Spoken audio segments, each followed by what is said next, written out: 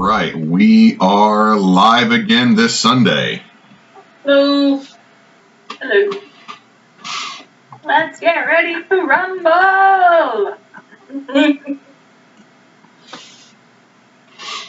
Okay, so for everybody that's tuning back in, this is the team bonus action charity game for Batson's children in Jackson. So far, we've raised $265, which is above our goal, which is awesome. Sorry, I expected there to be a woo from at least one person in the group. I'll share on social media. If you feel like donating, please do. Any and all help is appreciated. As a catch-up for players and for anyone watching, the party has made it into the lost city of Molaesmyr, or Molaesmyr, however you're supposed to pronounce it. I'm sure somebody eventually will correct me. And they made their way through, found a old campsite that directed them to a place called the Depository. And then they fought a bunch of fey-tainted rats/squirrels. Then they started exploring, finding a chest with multiple magical items in it, or possible magic items, and clothing, as well as Ember and Opal discovered a dead body, and as Opal went to investigate it, there was a large hissing noise that resonated from below the floor that they are currently on. Oh, it was below the floor. I didn't catch that last time. It just echoes throughout the whole building. Ah, and I love it. Not really. And this is where Hell. this is where we will pick back up today.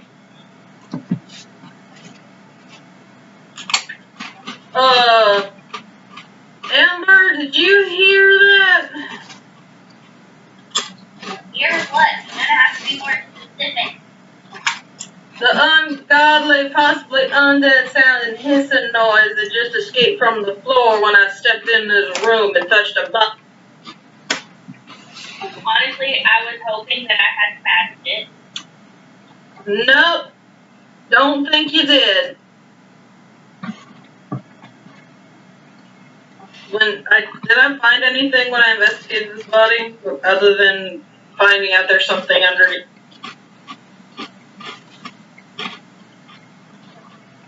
You found that the body had been chewed on, mangled, and pulled apart, like something had been eating on it. Like no items or anything on it. Nothing of value on the corpse, unless you want teeth, hair, or bones for magical components. You could start a finger necklace.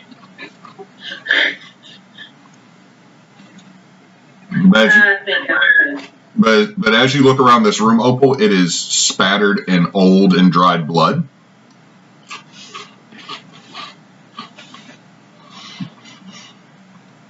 And the smell of decay is very strong in here. You see scattered bones across the floor and rusted manacles on the wall. You're almost feeling like this might have been a larder for something. A larder? A possible food storage space. Well, he was food to something. Ember, in the room you're in, you notice that the pool at the center of the room is starting to kind of do these little ripples and vibrations through it.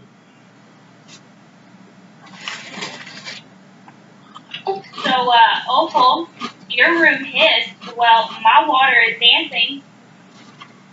I'm gonna come out the room. Maybe we should head back to the others.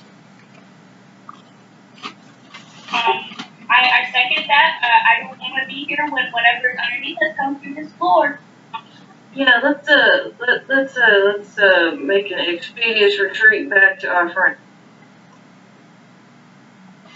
Okay, as y'all are moving. Where do I go? What happened to you? Where did my token go? Did you touch your token? I moved it into the room with Ember, and I looked down to try and finish my tweet, and I looked up, and I was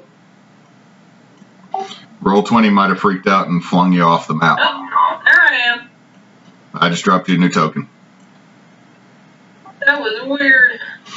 Okay, so back to the other room. As y'all are pulling these items out of the chest and your turtle companion is stowing them away, you hear this horrible hissing noise that just fills the entirety of the building and slowly fades away.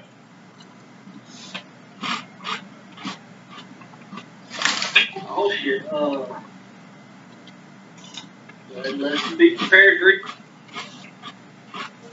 That does not sound good. Well, let's just let's get back to everybody and see what they're doing.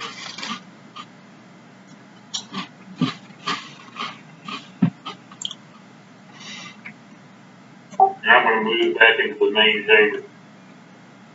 Okay, you and Ember have moved back into the main chamber.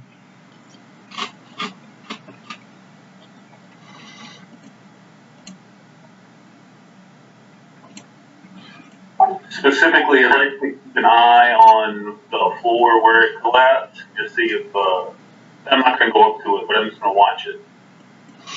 Okay, so right here is what you're keeping an eye on. That's right.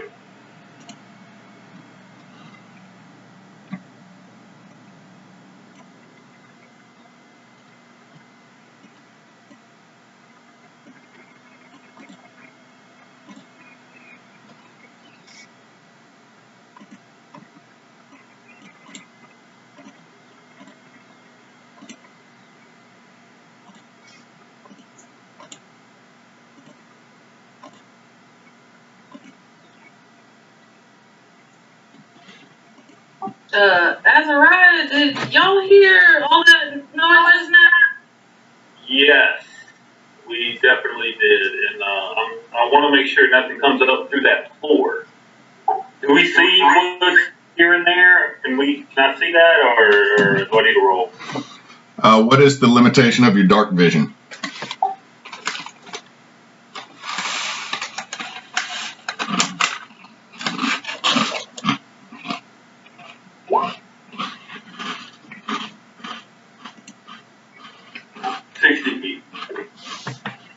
You didn't take the devil's eyes? No, I did not.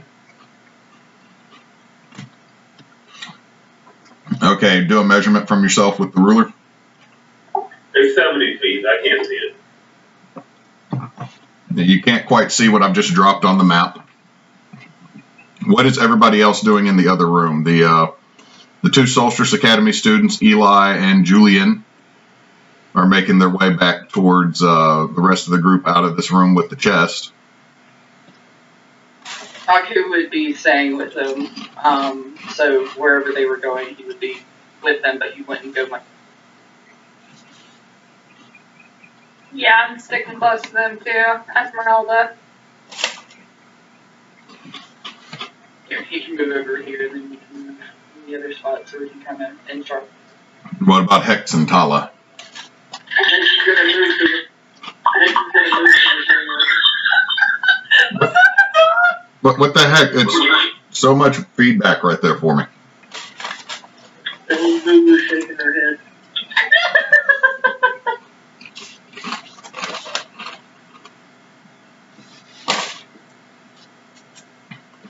Okay, so y'all are moving there.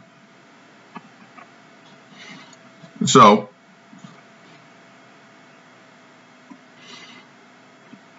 let's see, with our turtle friend, with Aku stepping in, that would expose some light. And y'all notice that something moves quickly away from the light down to the south of where you were, past the altar. Maybe we should just go ahead and get out of here.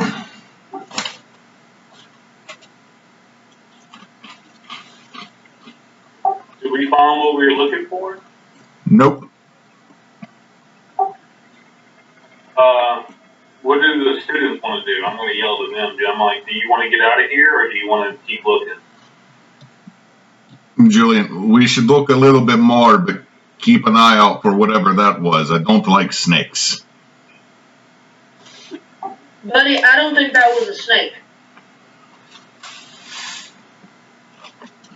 I think that was something a lot bigger with a lot more teeth.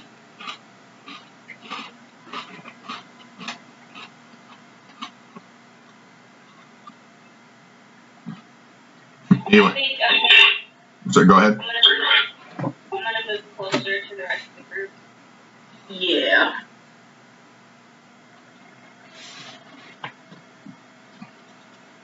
So you go up, hold on, you gotta go up these stairs and then go around. When y'all get right about here, I need y'all both to give me a dex save.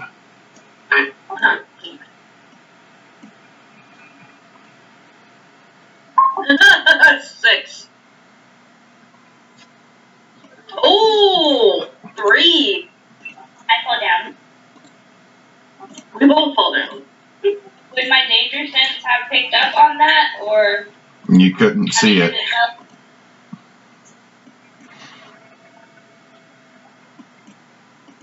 Oh, crap. So you are going to get, you don't really save it as they come shooting out of this hole that Asariah was looking at. The creatures that come out are, Jesus, what the hell?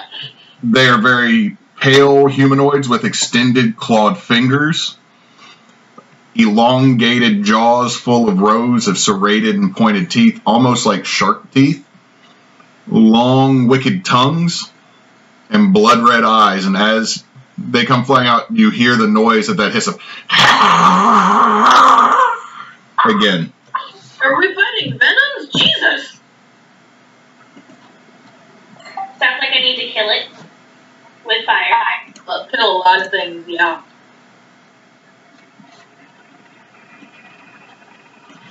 Roll 20, stop making everything open up on the main page and blocking my screen.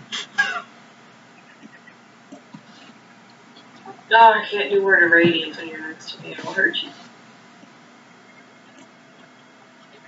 That's okay, I can't rage or it would hurt you. So.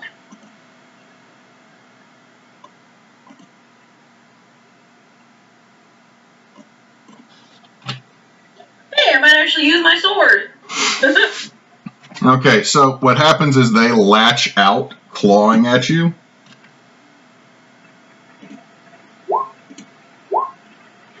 See, not Asariah, Opal, does a 17 hit? Yeah. That's 7 slashing, give me a... Actually, no, they wouldn't actually do damage, they're grabbing you. So one grabs you, one misses, coming at Ember. So I don't take damage? You don't take damage. Ooh. A 24 and a 19. I think both of those hit, don't they, Ember? They definitely do. So you have been grabbited, and we will now roll initiatives.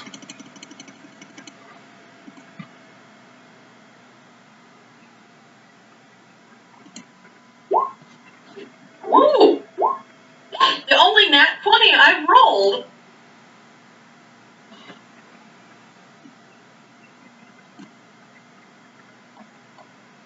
Make sure you tell me which one is going to be Hex and which one's going to be Tala. Make sure you click them.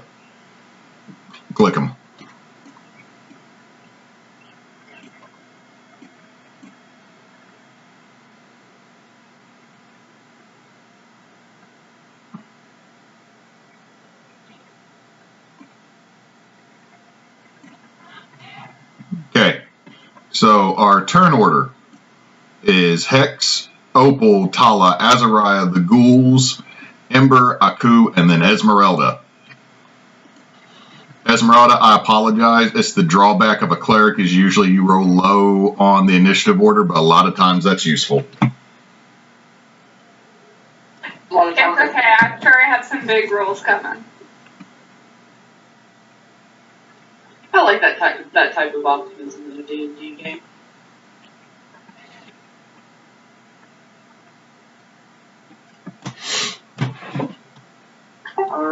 All right, Hex, what are you doing? You see that two of your allies have just had what looked like nightmares jump out of the floor and grab onto them. I'm gonna stay right here for that and shoot my crossbow from afar.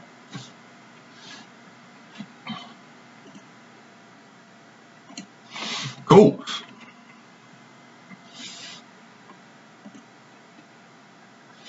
Yeah. I'm going for this one. Ping that one again for me. Okay.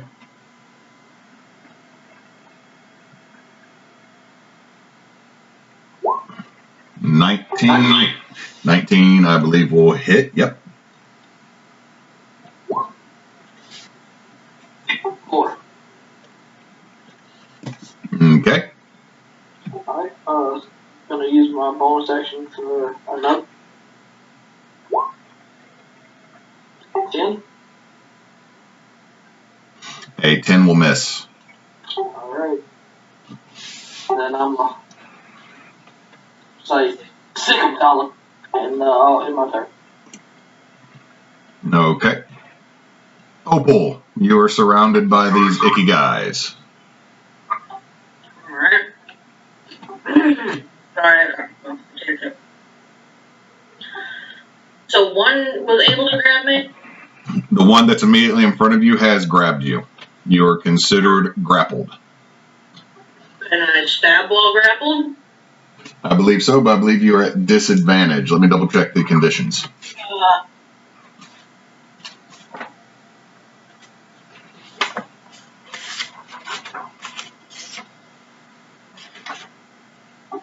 Why did my longsword disappear from my attack stuff?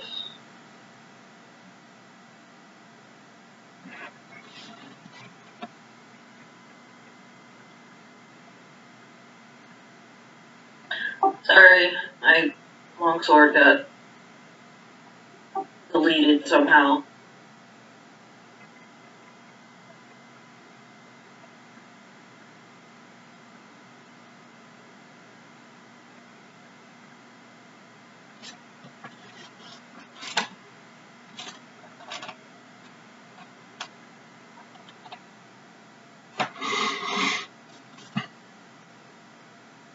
While grappled, you have a movement of 0. Benefits, no bonuses to speed. You can be ungrappled if you incapacitate the grappler.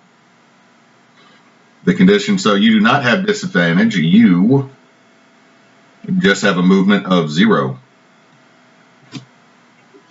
Okay, sorry, I'm adding this back in. My longsword was my, uncommon, so it's +1, right? Didn't you have it as dealing extra force damage? Yeah, it was an extra D6, wasn't it? Correct. For some reason it had a 10 on it. Sorry, one sec. And it attacks off my charisma. Make sure that you have charisma to hit and charisma for your damage modifier as well. Thank you.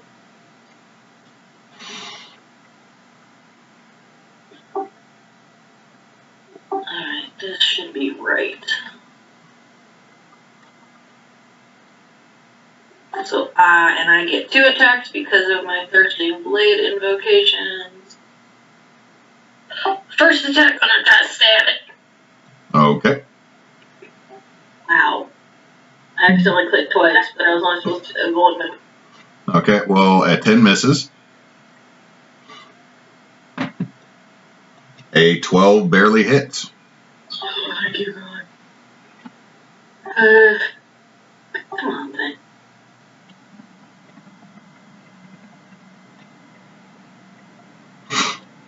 9 slashing and 10 force.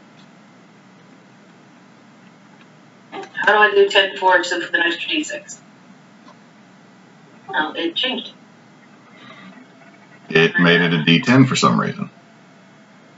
Just roll a d6 for us. adding. It won't change it to a 6.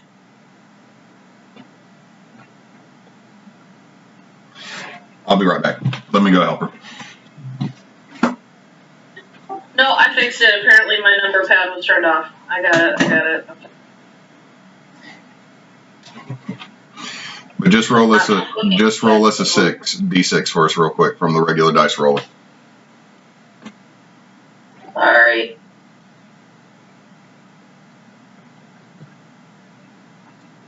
So 2 force damage. Okay, you get a pretty good whack on it. It is still grappling you.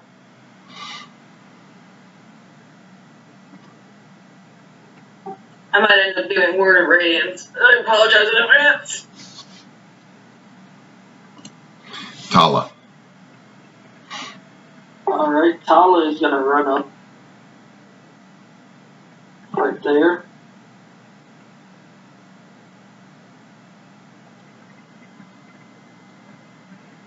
And, go to this one. Okay.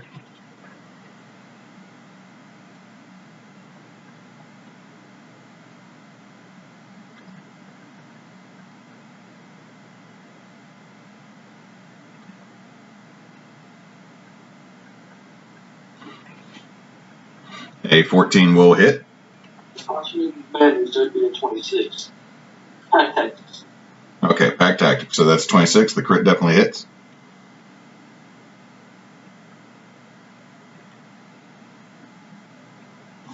Okay. 12 damage and a DC 12 strength check on it. Okay, it is pulled prone by your wolf, and it is no longer grappling Ember. That's a good girl. Alright, I'm done. Or she. Azariah. I'm going to use my bonus action to hex this one right here. The one that's been bit. No, the other one. Right here. This one right here is the one that's, let me go ahead and put a prone logo on him. Let me go ahead and put a prone logo on that guy. He's the one that has been bit and pulled down by Tala. But Bella's next to this one, though. Tala attacked this one, though. The same one he'd attacked. Or did I misunderstand which one Tala was attacking? You're correct. She went for the one that had Ember. Well, 2 of them have Ember. Oh, then she went for the one Hex had attacked. You were correct. Okay. My apologies. The position confused me. Yeah, it's alright. I'll go ahead and I'll hex this one right here. One that still has a grapple. With a strength, or no, a constitution disadvantage. Okay. He is hexed with a -to strength.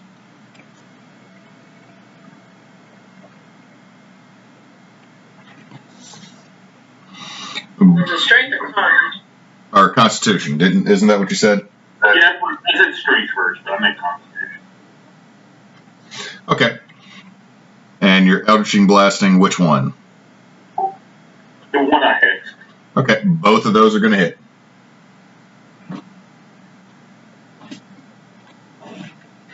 You watch as that one literally explodes.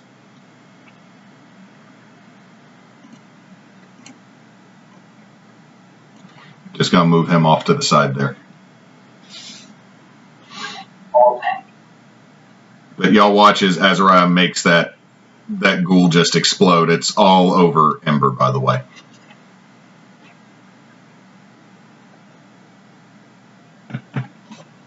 She's not grappled anymore. No, she is no longer grappled.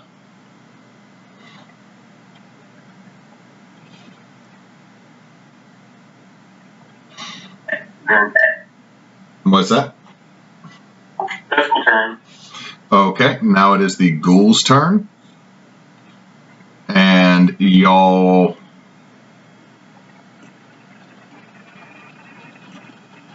see several more come running out from back here, making their way towards everybody.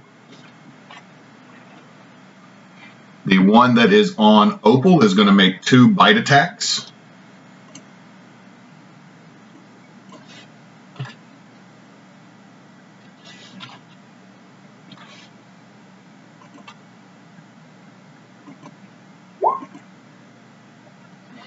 I'm assuming a 23 hits, but the 9 does not. Zombie roll 23 to bite. Dang.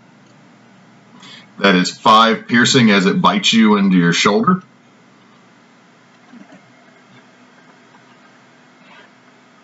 Your max HP is temporarily reduced by 5.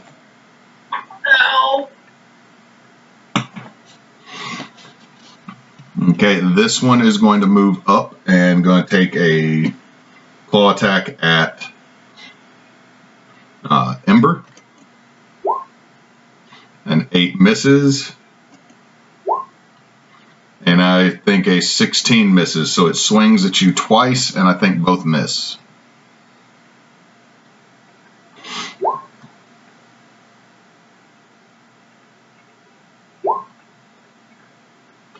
Okay.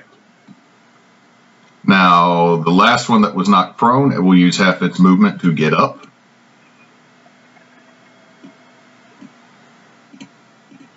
And it's not happy with Tala.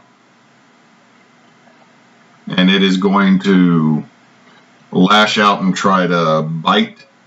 Or so it's going to claw first. Miss, and then it's going to try to bite. Does a 19 hit? Yes. That's 5 piercing. Tala's max HP is temporarily reduced by 5.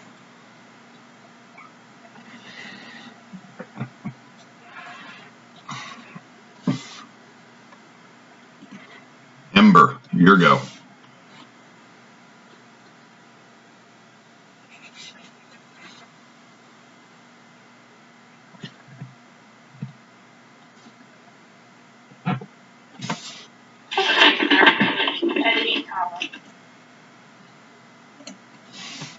What was that? I said sorry, he was fixing Tala's HP. Well, just remember that you don't have to change it. It's just temporarily reduced until certain things have been met. Just know that HP's max has been reduced by 5. Right, he was just making a note of that so he didn't forget. I'm gonna bonus action rage. So everyone around me is gonna take 3 fire damage from storm or.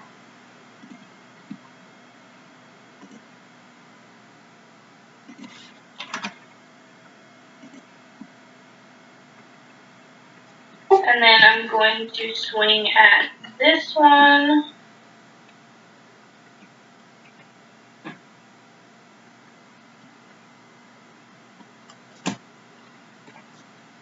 Which one are you swinging at?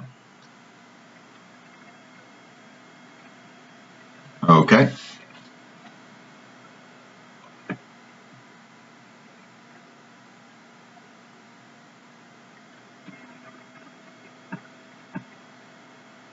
$18 will hit.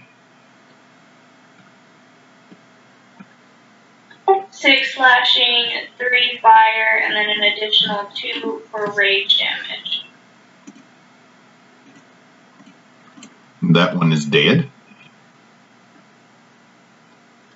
So then I'll use my second attack to swing at this one.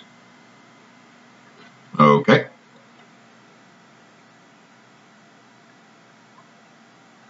$15 will hit.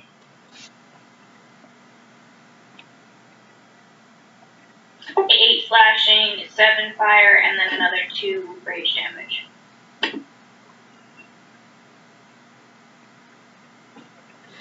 Okay. That one is not looking so good. Alright, that is my turn. Aku. Alright, let's see. Aku is going to cast Expeditious Retreat on himself. And therefore, for his bonus action and movement, he's going to run. The R is in effect over here, so if he runs over here, is it going to hit? Not after. If she chooses to bonus action, deal that damage again. Gotcha. Actually, I think I'll have him go ahead and run over to the. Yeah, I have space for that.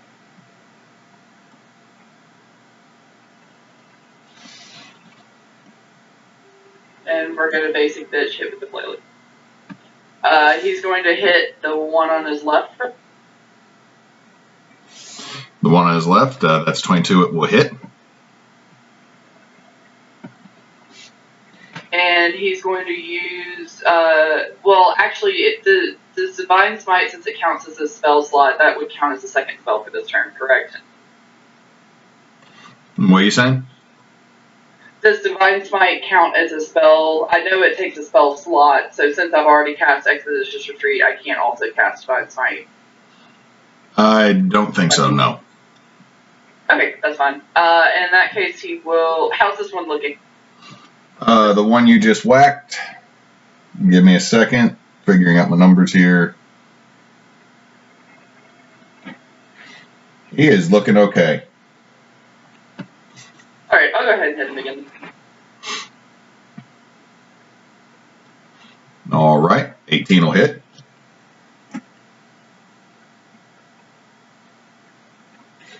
He is not looking okay.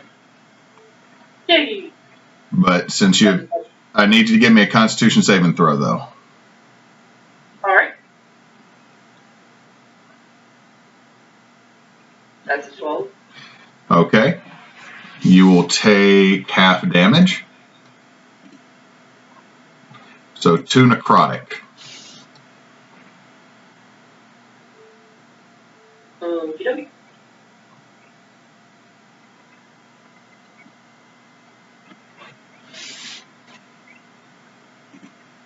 Esmeralda. Okay, I'm gonna move forward a little bit so I can actually hit some of these people. Well, ghouls, not people. And the ghouls are technically undead, right? You think? Give me a religion check.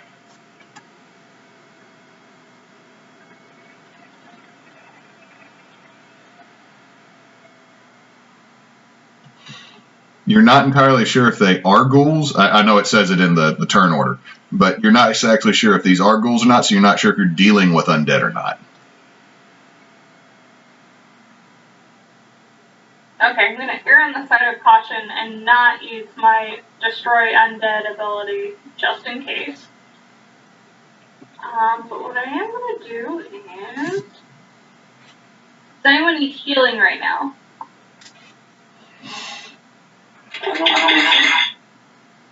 I'm at 29,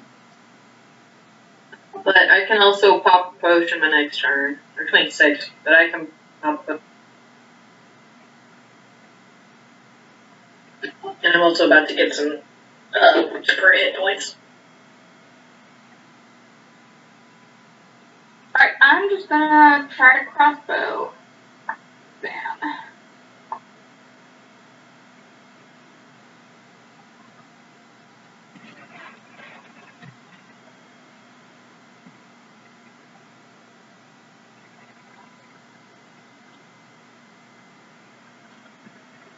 Can I hit this one without hitting the wolf? What's the range on your crossbow?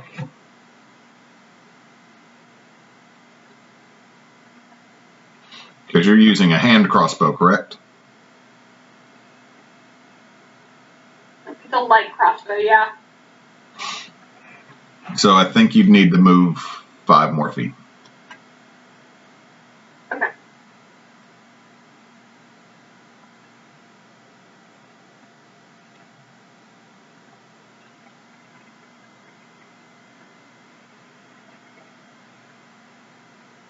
Alright, I'm gonna roll for crossbow.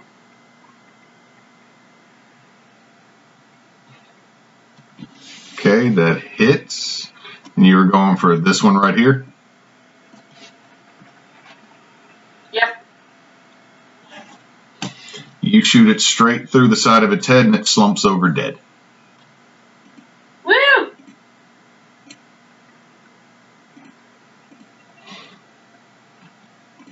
Okay, give me a second to roll.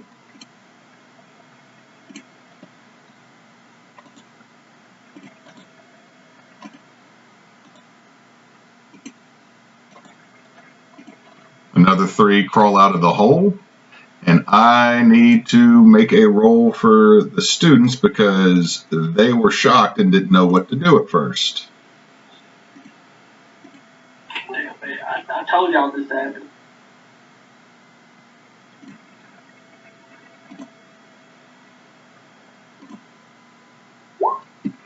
So they got a 15.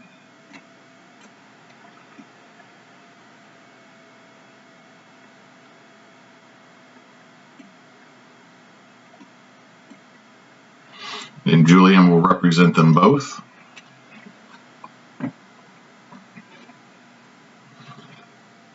Okay. So it is now Hex's turn again. Alright. Hex is gonna put a spike of growth. It's a 20-foot radius right on this fella.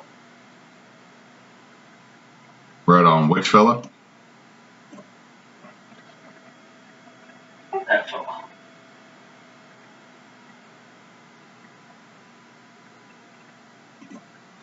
So you're saying on this front one about 20 foot? Yeah, that one.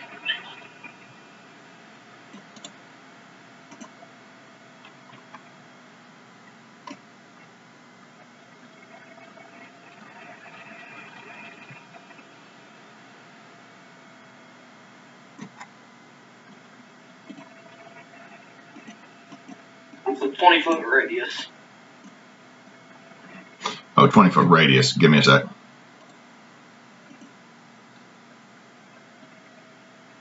Draw an arrow out to the side of him for me that goes 20 feet.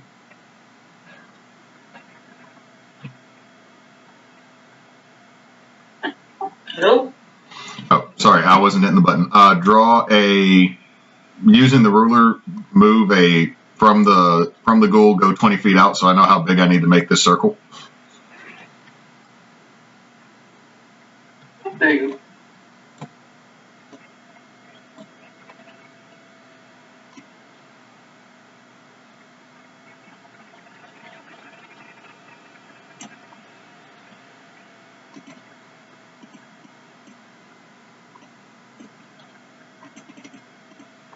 Okay, roll 20. Thanks for being weird.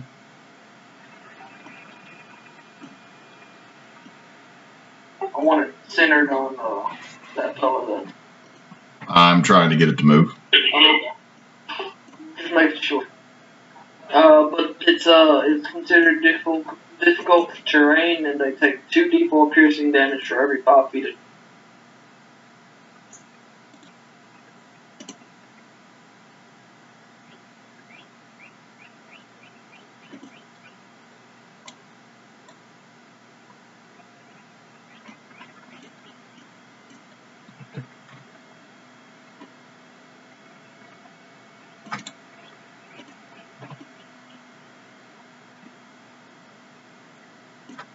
Okay, there we go. Close enough. So that area is considered difficult terrain. Yes. So whenever it moves into or within, it'll take the damage, but not initially. That's correct. And then I'm going to back up some.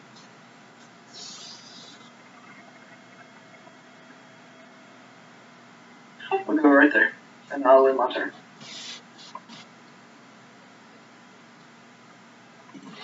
Opal, the only one left in your area is the one that is currently on you. Okay, but there's more coming. There are more making their way. 3 crawled out of the hole, and there's still the other 5 that are down south of you. Alright, in that case, I'm going to cast Armor of Agathis on myself.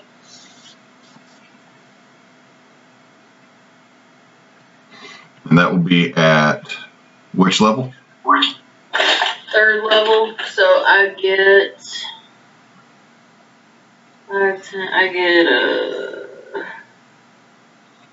Should be 15. temporary hit point. Okay. And as long as those temporary hit points exist, if something attacks you, it takes 15 cold damage. Is that correct?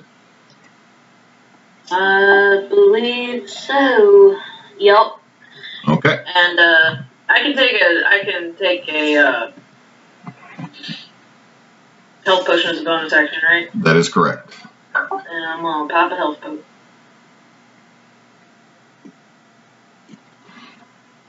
Okay, while she is rolling for that health potion, Tala, what are you gonna do? Tala is gonna run or down or around. Basically, somewhat on top of the one that's dead, I guess, and get the. Okay, gonna run over and try to. Let me go ahead and move that dual token to the bottom. And go for that. Okay, go to bite.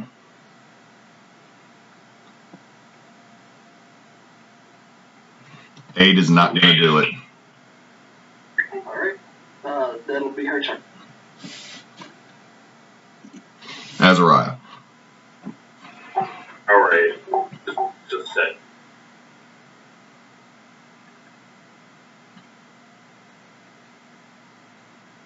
I'm gonna move back, I'm just right there. And with that level up, do we gain our spell slots back, or You gain new spell slots if you were to get a new spell slot, but you don't regain any expended ones. I'm gonna use my bonus action to move the hex to this one right here.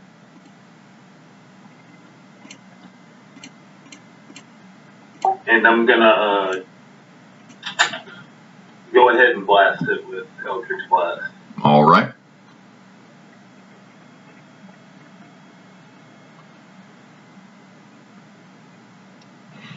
A 13 will hit. Okay. So it takes 16 damage.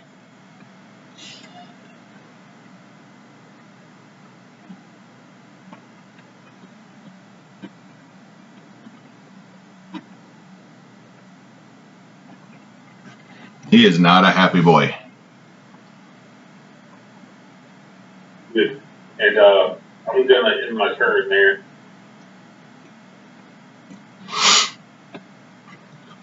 Okay, so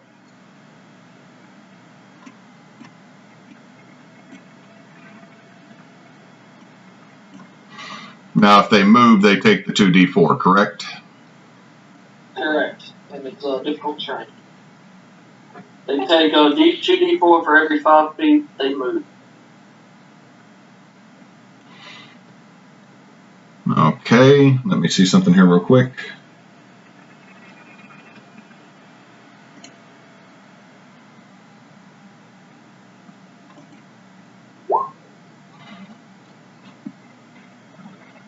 Okay, so roll 4d4. Okay.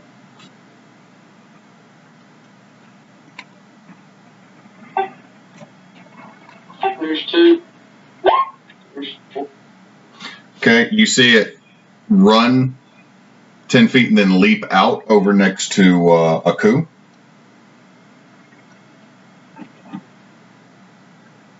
Okay.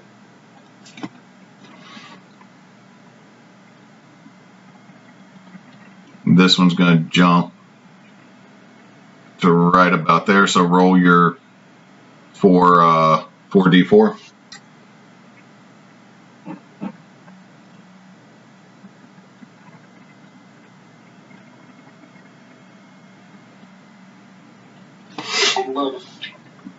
Okay.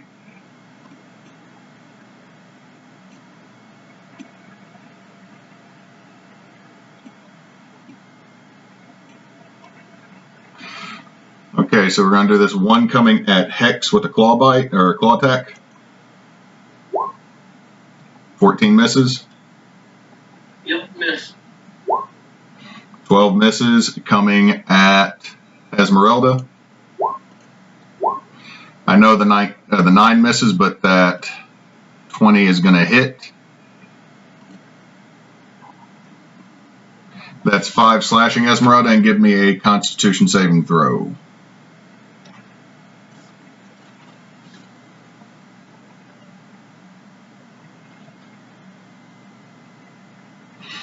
You will be paralyzed for the next minute. At the end of each of your turns, you can make another Constitution saving throw to see if you can end this effect, but you're temporarily paralyzed. Coming at Opal.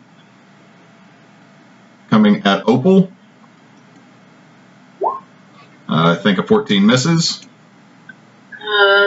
14 matches, actually. Okay, so that'll be a hit. Let's see if the second attack hits. That's a 5, so no.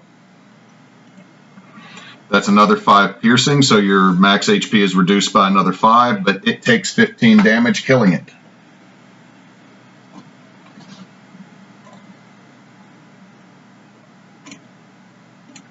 How do I get my max HP to normal? You will have to ask somebody that knows religion-y things. Okay, coming at Tala. Does a 15 hit? Coming at me. I'm asking, does a 15 hit Tala? You didn't say Tala, you said coming at. It cut off on me then. No, 15 does not hit. 22. Yes. That is 8 slashing.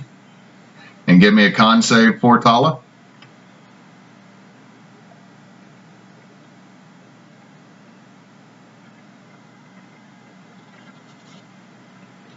Okay, so she is not paralyzed. The next one to the side. Let's see. Another 20. Yes. That's another 6 slashing. Give me another Constitution saving throw. 14. 24. All right. And then it's going to go in for a bite. That's 23. Another 5. These things are just rolling 5 on their bites all the damn time. Is that another con save? No, that's another 5 HP off of her. 5 HP off of her total max. Sorry. And give me a second while I look at something. The next 8 attacks are all going to be coming at a coup. At a coup. Jesus. Rip.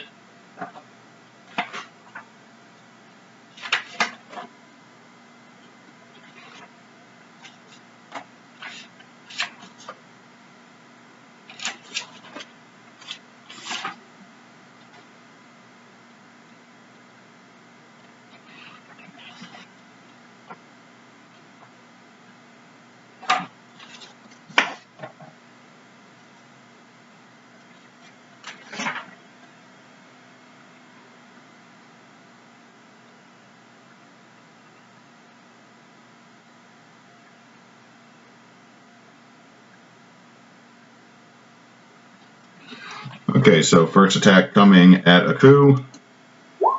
23. 9 slashing, and give me a con save.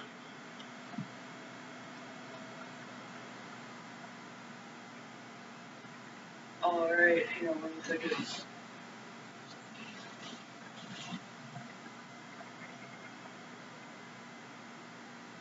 And that's +3 because I forgot I now have aura protection, so that's an 18. Okay, so you pass. 18, I think, misses. Yeah, I have a 20 AC, so Anything over 20. 24 hits. 7 slashing, another con save.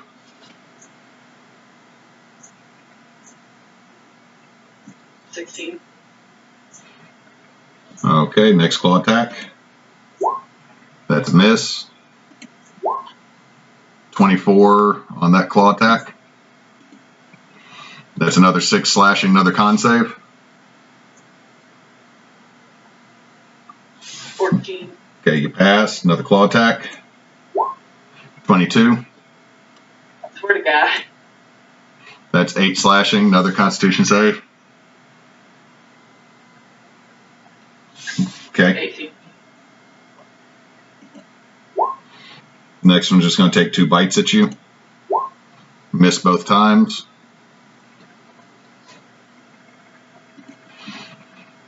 Okay. Julian's going to move there and see these two, and he's going to throw a firebolt.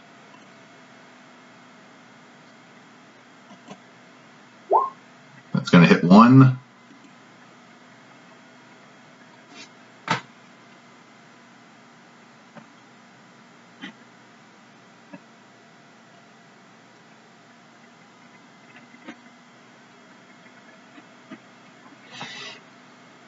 Okay. Eli's going to move out as well and do the same thing. Barely hit. But going to kill. Nope, not kill. Thing's barely standing. Ember, a lot of ghouls on your dog friend. And ghouls trying to attack everybody. You see a coup further down just swarmed with them.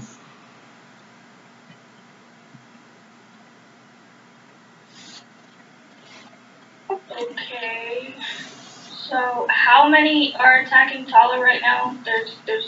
There's 2. Dead, and then The one immediately next to you is dead. The one that Tala's on top of is dead. One that I moved off just so there's less clutter is dead. So there's 2 that are attacking Tala right now.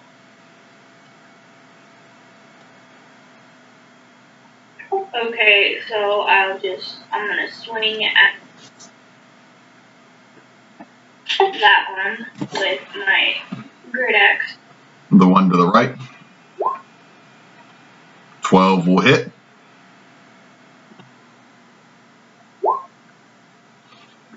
That is 11 total damage. And then I'll do it again, hopefully. Okay, it's still standing, barely.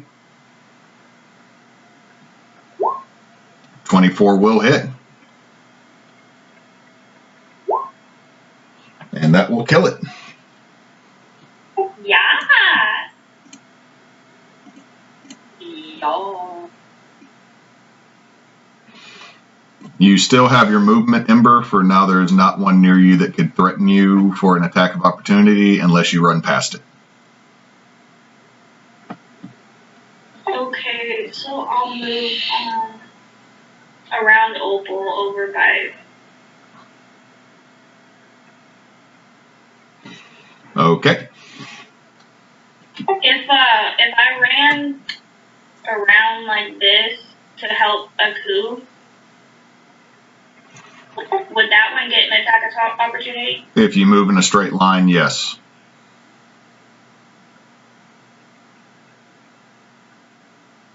Okay, but since I'm going around, he won't be able to. So, I didn't see you draw out where you're going because I just saw you move to your final destination. Are you going like this, 10 feet, and then down that way with the remainder of your 40 feet as a barbarian? Yes, sorry. That's fine. I was just clarifying how you're moving. Okay, yeah, I'll do that. Let Tala handle the last one and help a coup. Okay. Aku. Alright.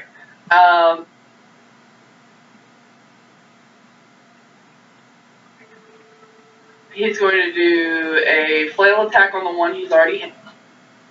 Okay. That'll hit.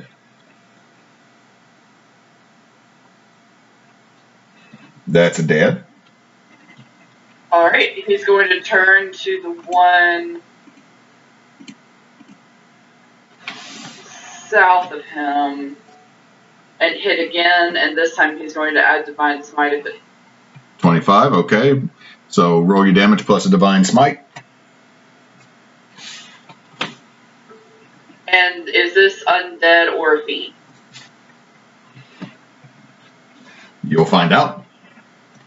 I need to know to roll, because I add an additional 1d8 if it is. Roll your extra d8.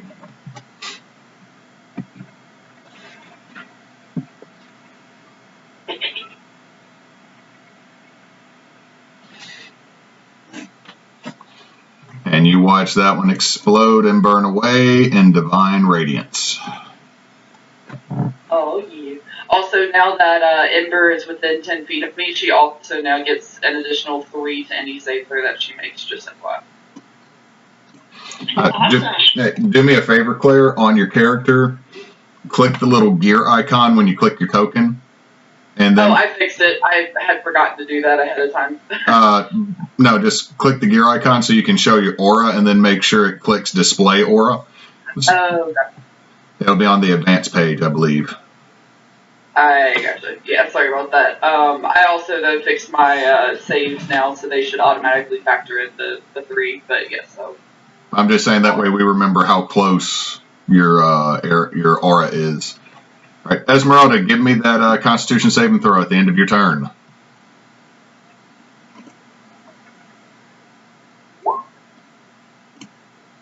You are no longer paralyzed. Woo! Is that all the action I can take this turn? Yep. See, What was that? Yes. Billy.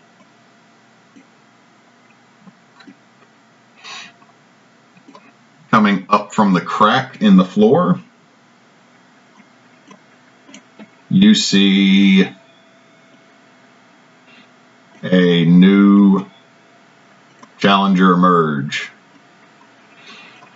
You watch as where the ghouls have been appearing, you see a young, beautiful, somewhat elven-looking woman. Her traits and her features are a little bit more sharp, a little bit, her cheekbones are a little bit higher, her eyes are just a little sunken. She is in a fine white dress as she rises, and she just looks around. Oh, so you're who are messing with my children. So I need to then add her to the turn order. You got some ugly ass babies. Retcon that. That was more Archibald Sanaku. I was gonna say. Sorry. It was funny though.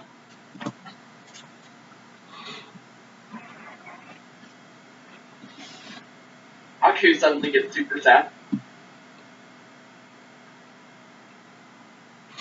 Okay, so Hex, it is now your go. You see this lady is floating in the air. You have a ghoul right on you.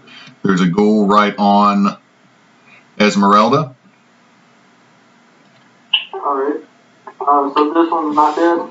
Nope. I'm gonna hit it with my forceful right. 18. A 18 will hit. 8 piercing, 34. That one will be dead. Beautiful. I'm gonna take my hand crossbow and point it at the head of this one. Okay. And 5. Alrighty. An 18 will hit. 7 piercing. 7 piercing. Okay. It's still standing. And then Tala will use her coordinated attack ability to use her reaction to attack this one. Okay.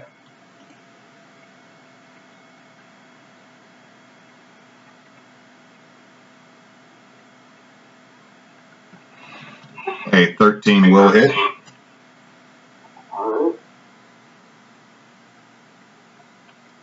10 piercing and a DC 12 strength check. We're safe. It is down. Awesome. And that will be my turn.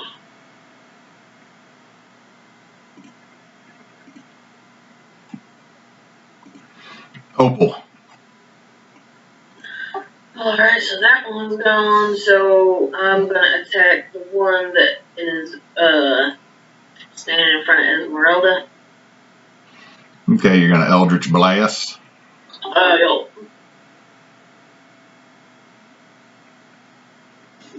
I am rolling like, The 12 will hit. no, 10.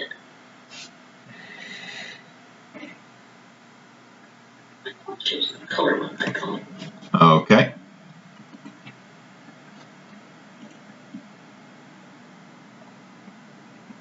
And I think that's it. I don't really much I can do with the bonus.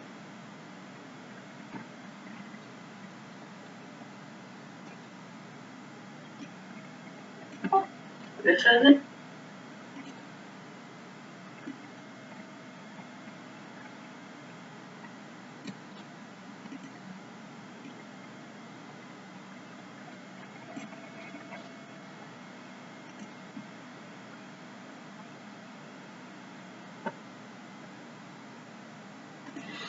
You see the lady float and hold her hand up, pointing at Hex.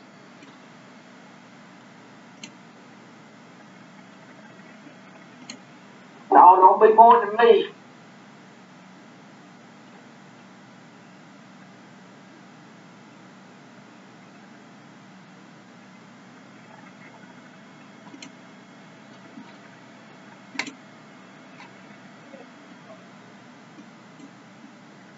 Right, shit.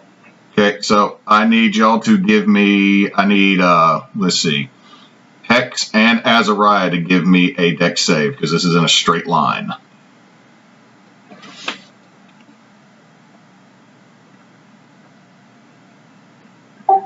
Well,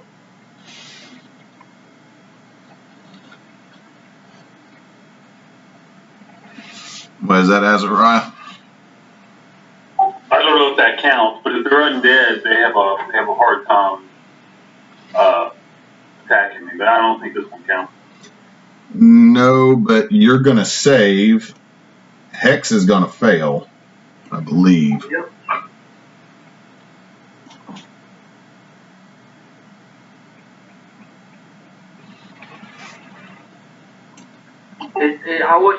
It wouldn't be an aberration, would it?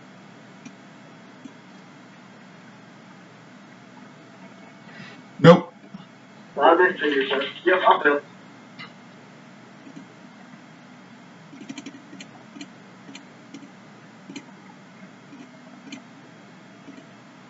So that's 25 lightning to Hex, and I believe half to Asariah.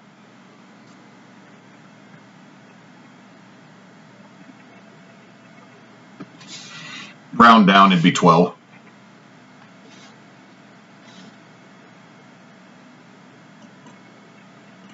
You still up, Hex? I am. But I am not feeling good at all. Let's see, so she moved. Okay.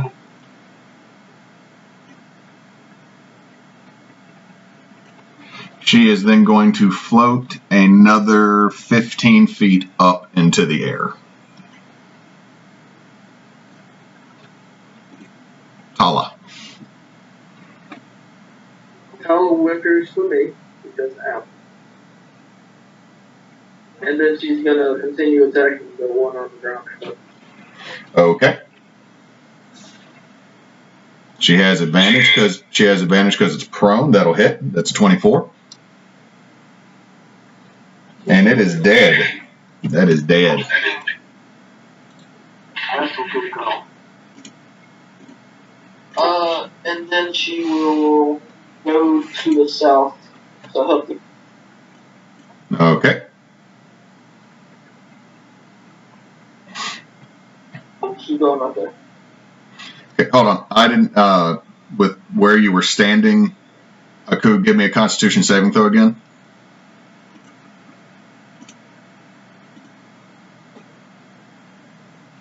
Okay, you will take, let's see, you get that plus, so that should be... No, that's straight now. I added the modifier. Okay, so you'll take 6 necrotic damage. If Tala is ending her turn there, I need her to make a Constitution saving throw. That'll be 6 necrotic damage to Tala. That combo save was meant for Hex, for his spike growth. Okay, so give me one for Tala then. Saving throw? Yes. And add 3. So 11. So that's a fail. She'll take 6 necrotic.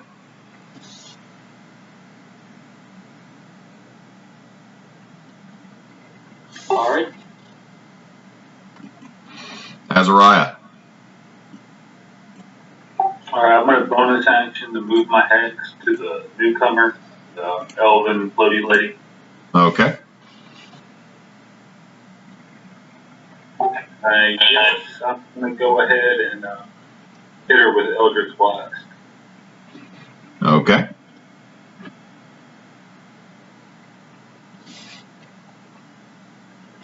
A 27 will hit, but a natural 1 making it a 9 will not. So roll damage for your 27. Ooh.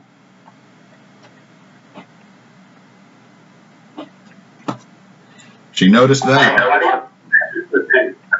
What'd you say? I didn't mean to roll 2d6, just 1d6. Just take the first one. Okay, she definitely noticed that. That smarted.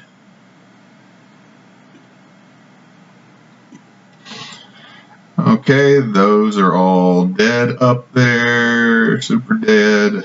One on Esmeralda, so does a 21 hit?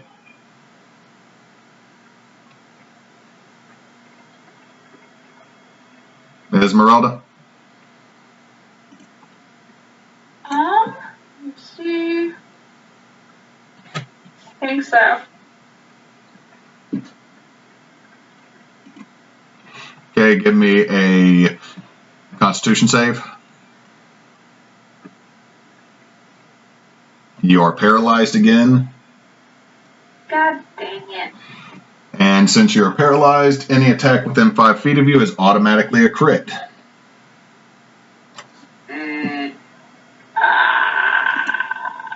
Wait, I feel like I have something. You are immune to crits because you have your adamantine armor, so it will just be a normal hit. Oh, thank God. 7 slashing.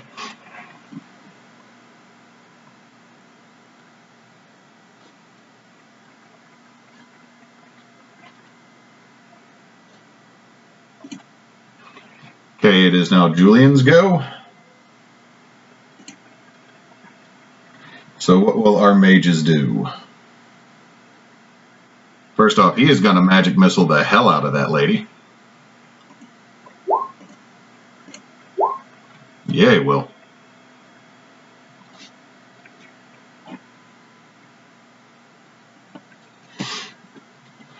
And what will Eli do? He is going to throw another firebolt. He's going to hit. Wow.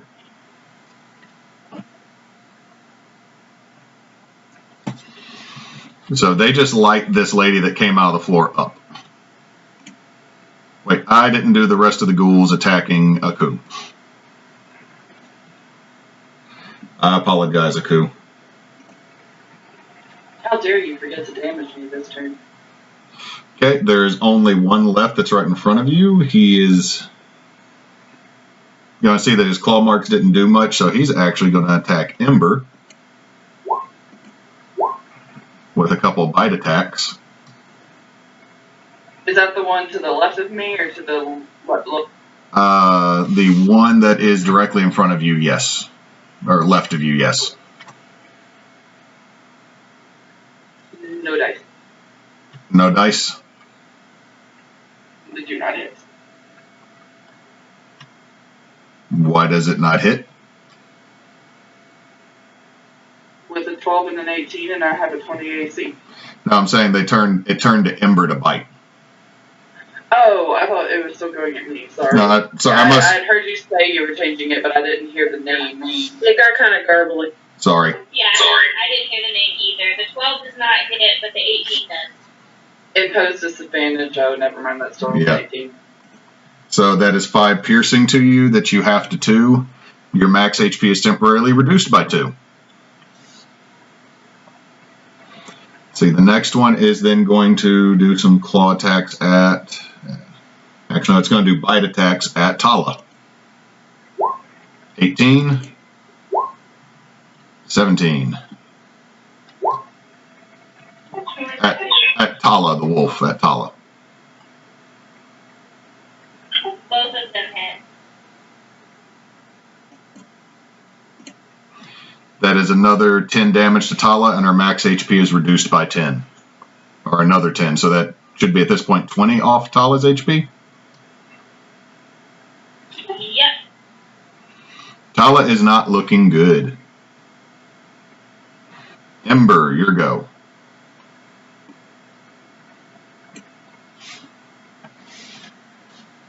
Alright.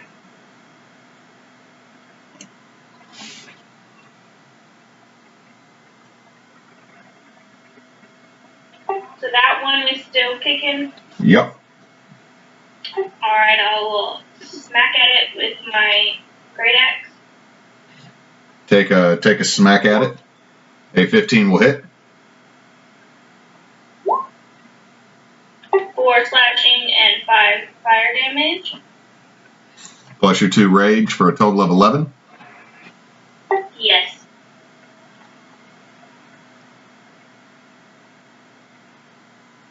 It's still up. I will hit it again.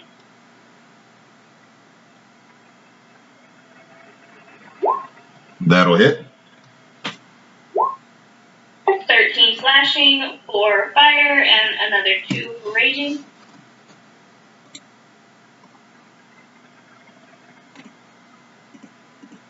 That's dead.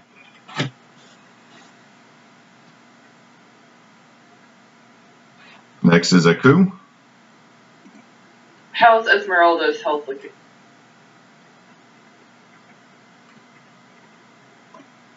You can't really see Esmeralda too much. She is hidden kind of behind that dais and a pillar. Okay. Alright, let's go ahead and finish up the one that's in front of me. Or, well, not in front of me, but in front of him. Okay. That'll hit. That'll kill it. Divine Smite. Okay.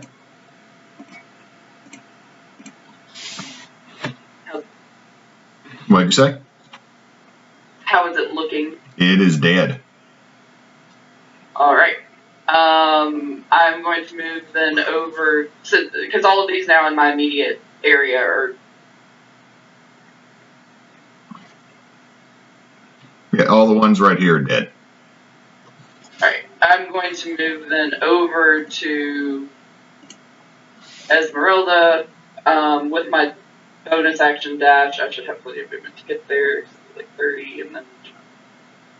So I've moved over here, and let me confirm I don't have a bonus action heal. I don't think I do. Oh wait, I can take it anyway. I took my dash, it's not bonus action. This is all.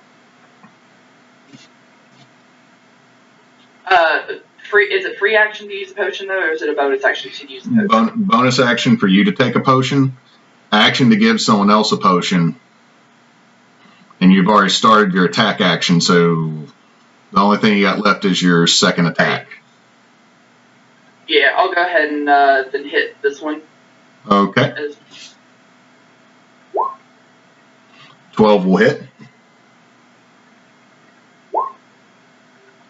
And one divine. Because I think, actually, let me double check. I don't know if I can use that twice in the same turn. It actually doesn't specify, it just says when I hit it with a melee attack. Yep. I mean, I can... You can do it as long, whenever you hit. Just make sure you maintain your knowledge of spell slots. Yes. Because you burned through 3 first levels at this point? 3. That's correct. Wait. Yeah, because it's undead. So that one is now dead? Yeah. And Esmeralda's paralyzed right now. Correct. I can fix that next turn.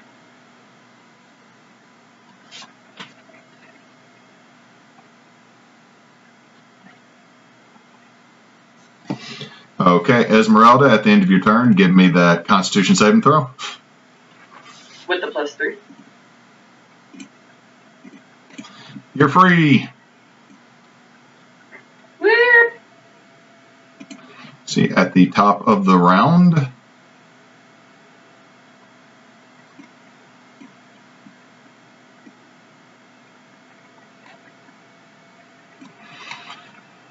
Ember, you'd be the one close enough. Well, then again, where is the lantern at right now for our towardly friend?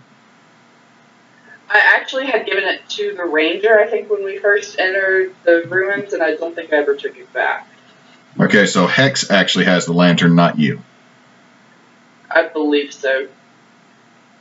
Where is it at, Hex, on your person, since you are dual wielding? It'd be attached to my belt, then I'd assume. Okay. So it's a very odd, like there's a giant Hex shadow cast over part of the room. But you would notice, Ember, because you're the one down here, that a much older, looks similar to the other woman, but has horns and a large gnarled nose and almost tusks coming out. Sister, what's taking you? Oh, we have company. This would be great. I have so wanted new toys. Oh, no. Where did this one come from? She came in from the stairwell to the south.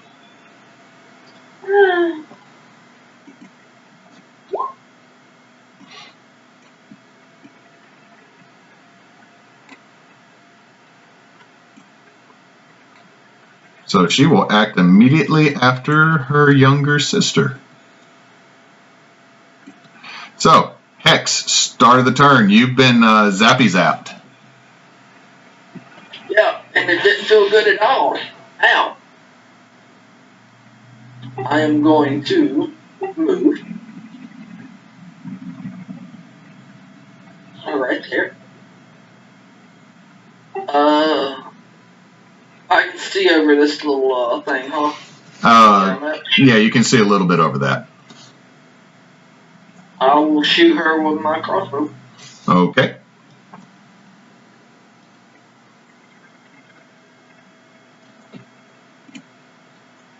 Actually, no. I am going to use a second level healing word spell. Cure Room. I'm hurting. I know you said wounds, but the way it cut out, it's like cure room. I'm just going to cure this room. It's fine. You put your hands down, the thing you're hiding behind raises back up and goes back to being part of the ceiling. Two very tall elven gentlemen come in. We're going to hire you to work on our show.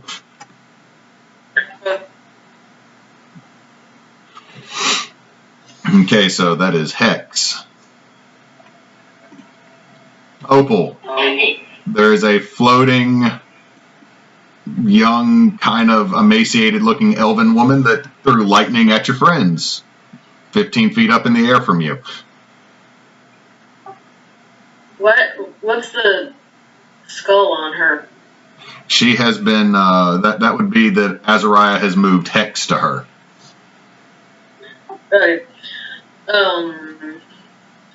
Well,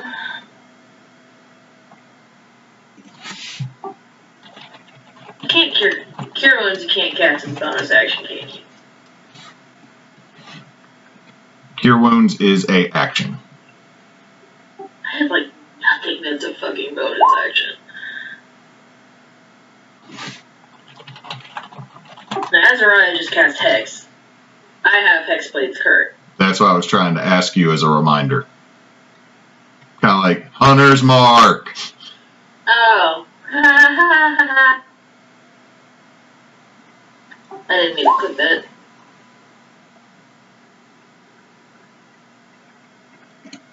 Oh, okay, yeah, then I'm going to put Hexblade's Curse on her. As a bonus action. So, that makes her susceptible to me, particularly. But,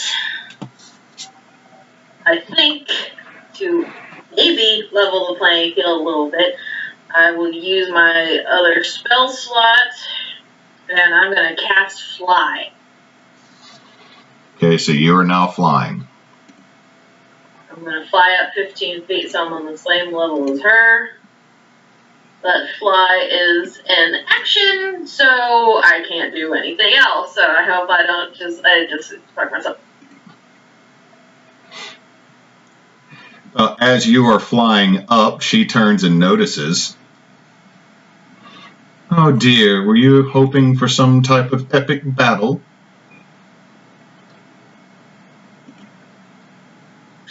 Nah, just trying to level out a little bit, man.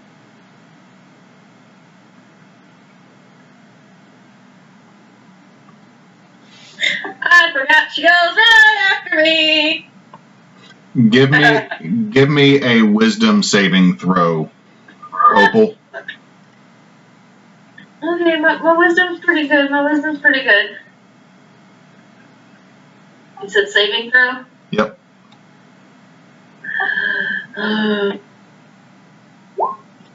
All right. Her spell does not take effect. You feel your body start to change for a moment, and then you shake it off. You are not polymorphed. Oh, well, that's a really good thing. She is then going to fly back this way towards her sister that is just walking up.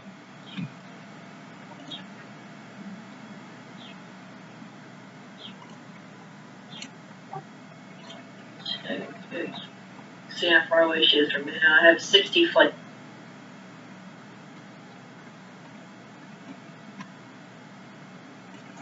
You see the woman glide across the floor, Ember. Very gracefully, she takes a look as she goes past this altar in the middle. I'm going to need to use some of you to redo the writing. It's starting to dry. Anyway, hello. How are you, Puppet? And she's looking right at you, Ember.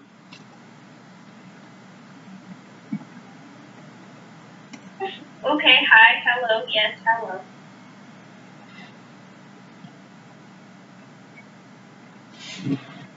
Do tell me, do you have sweet dreams, little one? I don't know. I don't think I really do drink.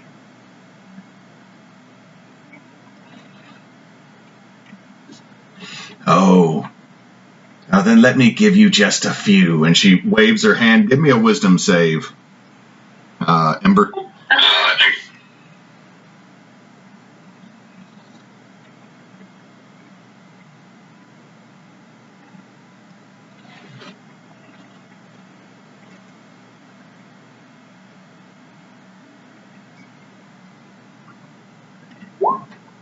Ooh, you fail as she casts Phantasmal Killer.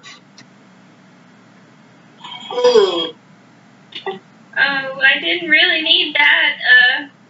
The target, okay, on a failed save, you become frightened for the duration, which is up to a minute as she concentrates. At the end of each of your turns before the spell ends, you must succeed on a wisdom saving throw or take 4d10 psychic damage.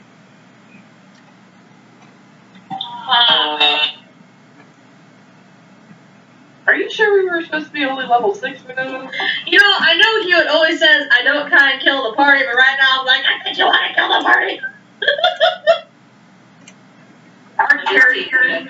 of mass death.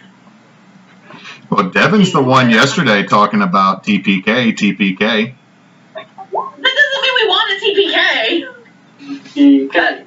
TPK. Yeah, no, that was not a cheering You are in chant. my house, Devin. I know where you are. So, Ember, you are frightened.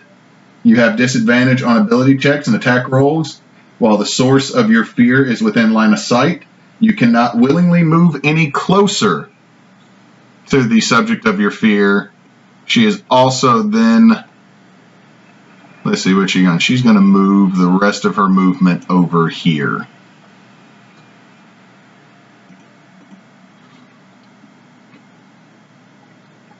Tala.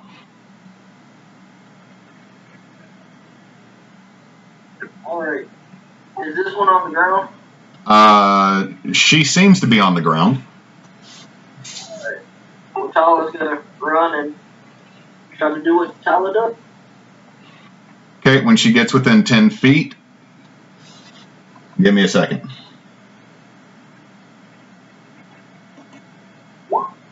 Does a 23 hit? Yeah. That's 14 slashing. She is stopped 10 feet away as the unusually long limb of the hag lashes out and slashes her across her chest. Well, Tala's down.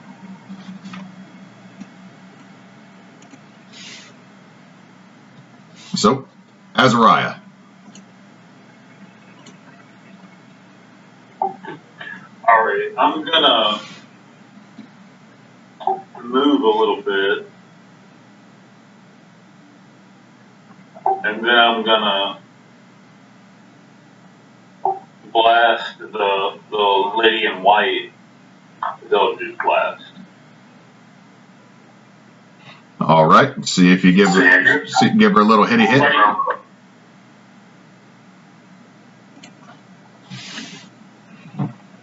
Sorry, a lot of people chimed in. Roll to see if you hit with the Eldritch Blast. The 10 will miss, but that nat 28 will. And you double your hex damage. Woo! Let's see, that is 21 force plus another 10 from the hex. That is 31 damage. Nice. She is looking bad.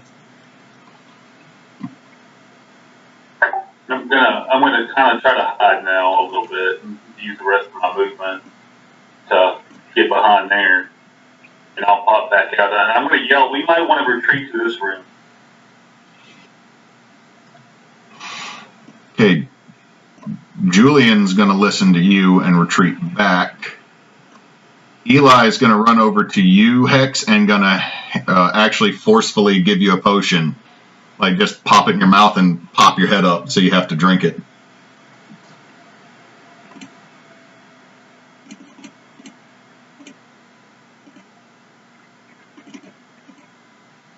That is max. Oh my god, Eli. That is 10 health for you, Hex. Awesome. Then he will run back to there to try to leave the room. Ember, you cannot move any closer to the hag.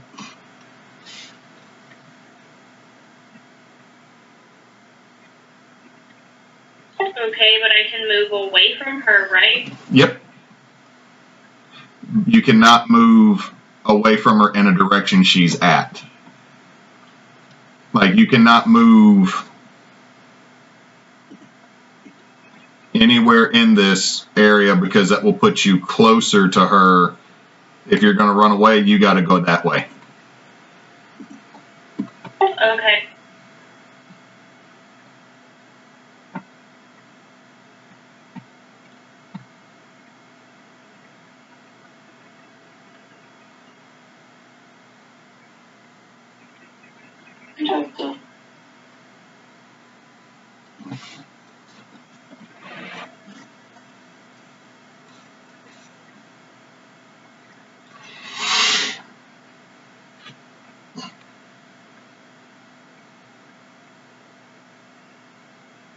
I'm trying to figure out a way to get over here to Aku without getting too close to the other. Well, the other sister's 15 feet up in the air, which means she really can't take an attack of opportunity against you. Oh, okay. She does not seem to have the crazy, like, Mr. Fantastic arms of her sister.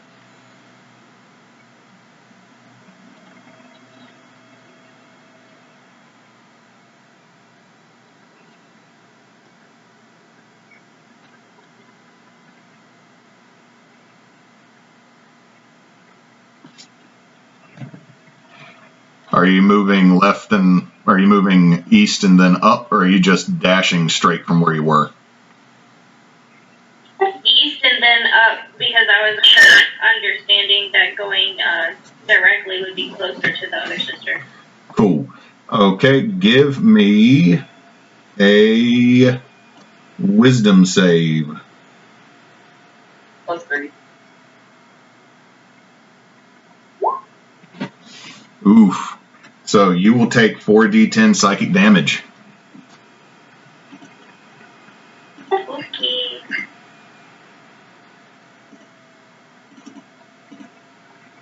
That is 26 psychic damage. We're fuck. Are you up? Yeah, I'm good. Okay. Okay. Aku. Alright, Aku is reaching out and is going to touch or grab Esmeralda's hand and grab Ember's hand and cast Heroism at level 2. Ember is no longer frightened, and both of them are immune to being frightened. They now have 3 more hit points, and every turn will gain 3 more hit points for the duration. Which should. And then I'm going to pop a poke Okay, on the bonus action. and you lose Expeditious Retreat, correct? That is correct. I drop concentration. And just for the sake of putting it up. Okay, And you hear the. Sorry, you hear the old hag. Ah, you're taking away my fun! Yes, I am. Is it 2d4 plus something for the... 2d4 plus 2.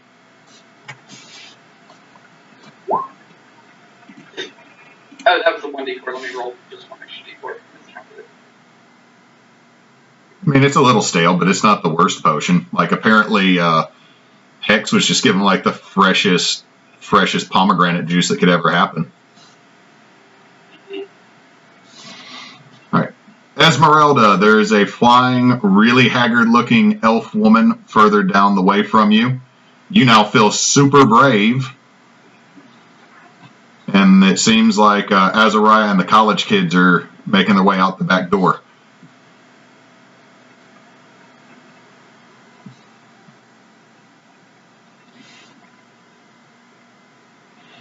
So what you doing, Esmeralda?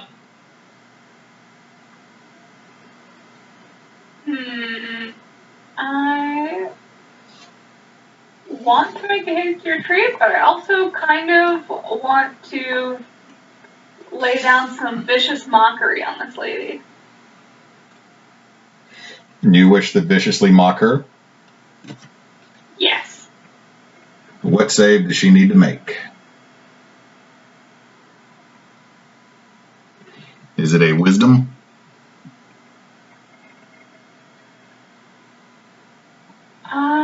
I'm looking. It says spell tattoo, vicious mockery, but I'm not sure. The vicious mockery spell should be on your attack. DC 14, 1d4 psychic. Okay, so let's see if she passes. She does, but you can still make your insult.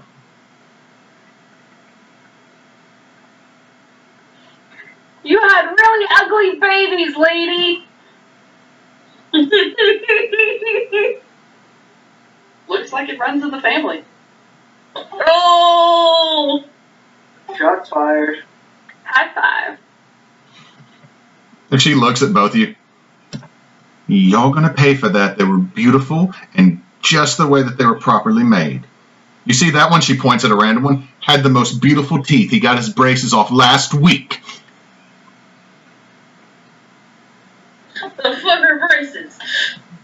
You just see one that literally has all the other ones' fangs are crooked and nasty, but like one just has like their fangs straight up and down.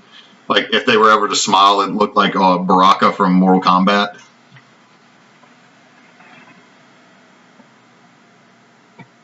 Just like they would have lined up perfectly. It's like some morbid, weird shit for this lady.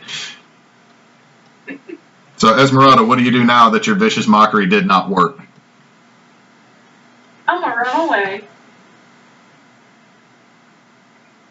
Hey, steer tree! Okay, you can take your full 25-foot movement.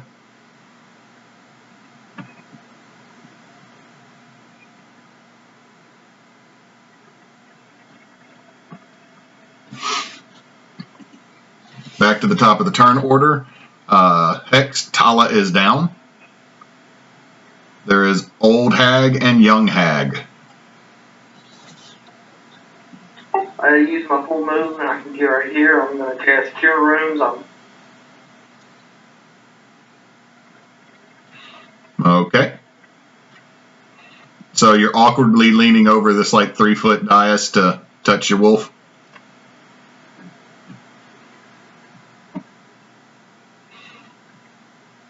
She gets 5 HP back. I just love how it's like, you get there and you're like, ah!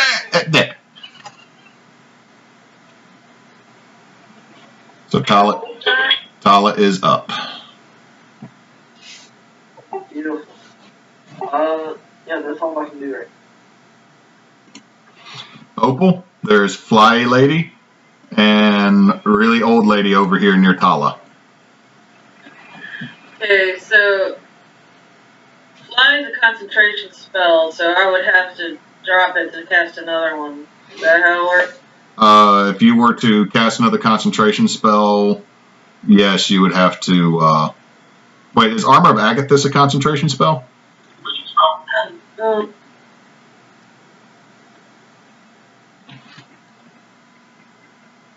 No, it just lasts for an hour. Cool. Yes, if you wanted to cast another spell that required concentration, you would need to. Do you have enough slots to do that, though? I have cantrip. Cantrips don't require concentration. Unless it says, unless they say they do. Cantrip. You could fire an Eldritch Blast, yes.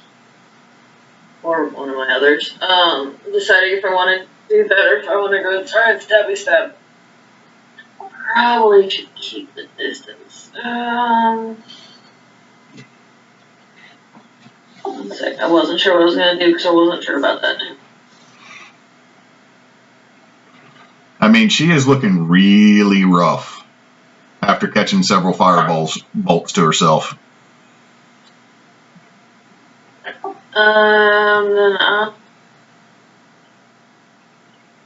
Also, the critical Eldritch Blast from Asariah kind of injured her pretty heavily.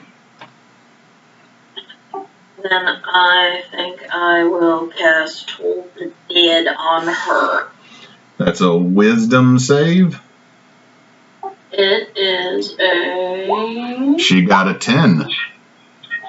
Then she will take 1d12 plus 3 because she has the Hexblade curse on her. She'll take 2. She'll take 2d12 plus 3 because you're level 5 or you're level 6.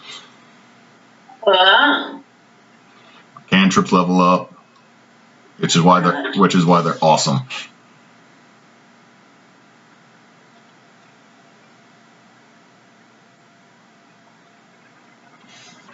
How would you like to do this? Yay. I got to do something, you guys. We're so proud of you. She probably wouldn't say anything fancy. She'd probably look at her. Nope. Point a finger. All the loud bells or whatever to start going off right around. Just this cacophony of noise goes off around her. I And didn't need an epic battle. I just needed you down. And you watch as the younger hag's head completely explodes. Oh. And so she'll be removed from the turn order, but at the same time you hear, "Sister!" Yep, yeah, I'm still 15 feet in the air. Yep.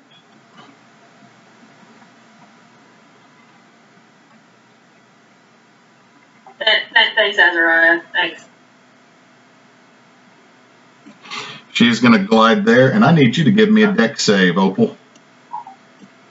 Yeah, oh, yay, I love dex saves. Love them. With my +0. Oh, shite. What's that dex save? Ooh. Nope. It doesn't mean...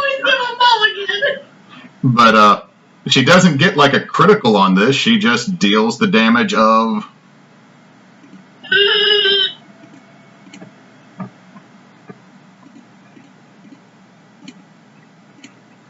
That is 25 lightning. She takes 15 cold damage, doesn't she? She would take 15 cold damage.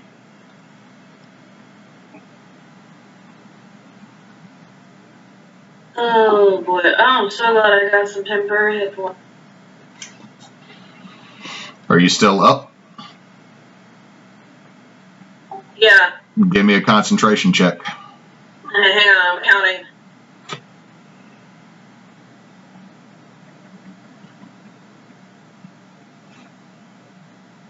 I'm at 17 HP. I'm doing a what now? Give me a concentration check. Concentration check. Fly is a concentration spell. Roll a Constitution saving throw for me. Okay.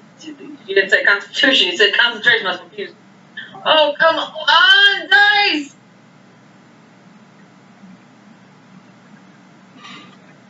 That's about half, so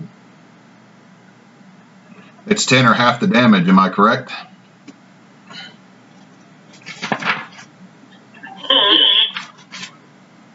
What was that, Devin? I said yes. Okay, so you maintain concentration. I don't like. But this old hag is glaring at you, Opal. I'm glaring right back at the old smelly bitch. You don't know if she smells or not. I'm assuming. Tala smells old lady perfume that just smells like flowers and a summer breeze. What does Tala do on her turn? She's gonna stand up. And then she is going to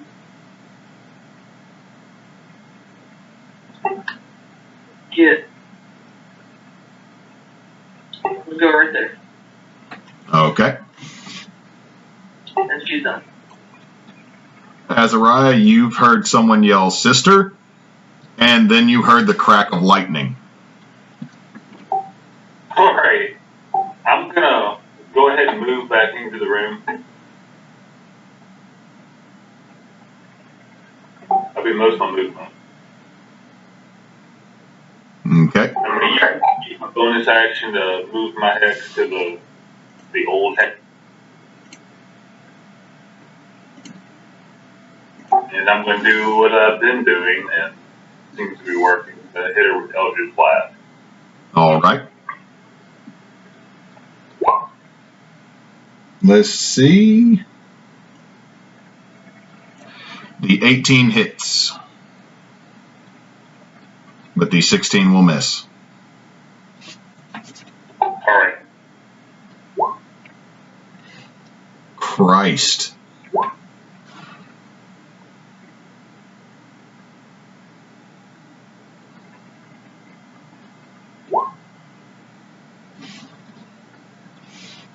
I didn't mean to hit it a second time.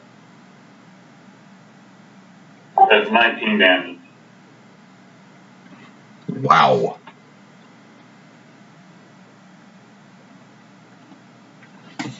Yeah, she noticed that. See, Julian will move in. But he can't really he can't really see her completely.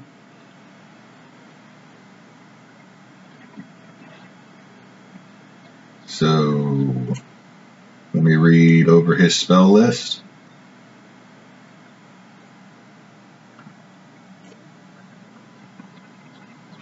Yeah, he can't see her, so there's not much he can do. Ah, crap, I closed that out. So Julian comes back in but can't see anybody, so he doesn't do anything.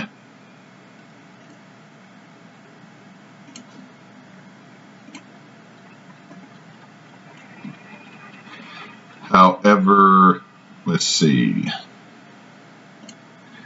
Eli is going to run to right about 5, 10, 15, 20, 25, 30. Make it to right about there.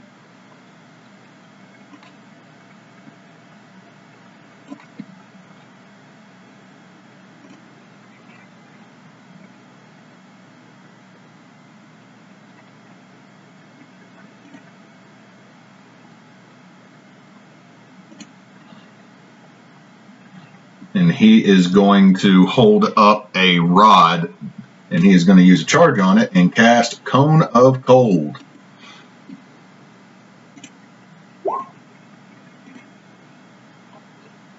So she's got to make a Constitution saving throw.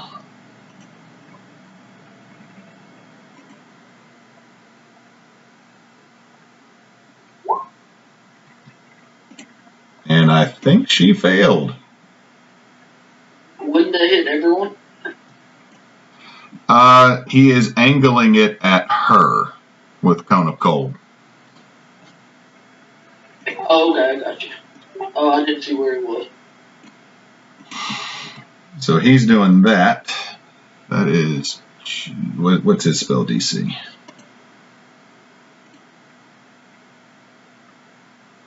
Yeah, it's 14. So, yeah, she fails. Oof. She is barely hanging on from that nonsense. But you watch the rod in his hand just disintegrate after he uses it.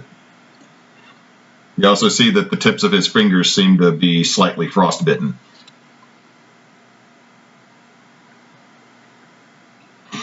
All right, that is now Ember's turn. You are no longer frightened, Ember.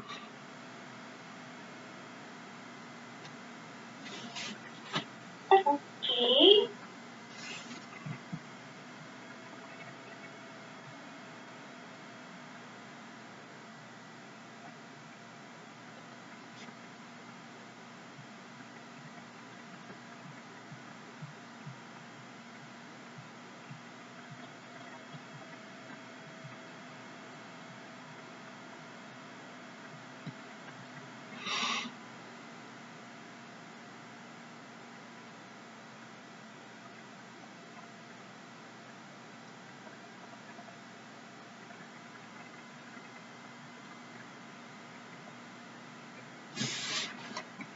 So is she looking okay, or is she like really hurt? She is not looking good. She just ate 52 cold damage. Okay.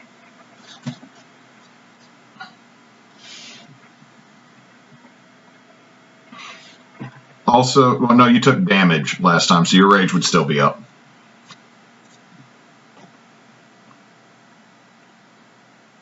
So she would take that fire damage or just rage damage? Well, are you going to bonus action use your spark? Yeah, I'll go ahead and do that. I'm not around anybody else, so I'll bonus action Storm Aura, so she'll take 3 fire damage. Okay, she's still up. And then I will do Burning Hands at her. You can't cast a spell while you are raging. I keep forgetting that. Okay. But to quote our illustrious Aku, don't you have some javelins or goblins? Yeah, I'll throw a javelin at her. Sorry, Aku, when you said javelin the other day, all I could hear was goblins. I mean, they'd be efficient for a ranged weapon if you had the strength to jump them. All right, so Motherfucker with another mother. So throw the javelin at this lady. Oof. Oof, yeah, that hits. Roll your... How do you want to do this? Yay. Okay, so my javelin is just gonna thunk right into her neck and just kill her. She's done. Okay, as your barbarian, who is no longer frightened, leaps and runs across the dais, hits the ground with a flaming spark and slides. She then chunks the javelin and it pierces through the older hag's neck. And for a second, you don't know if it killed her or not. She turns and looks at Ember and looks like she's going to reach out and then just collapses in a pool of her own blood on the stone floor. That's what she gets, magically making me afraid of things. And with this fight over, congratulations, you have solved my hag puzzle.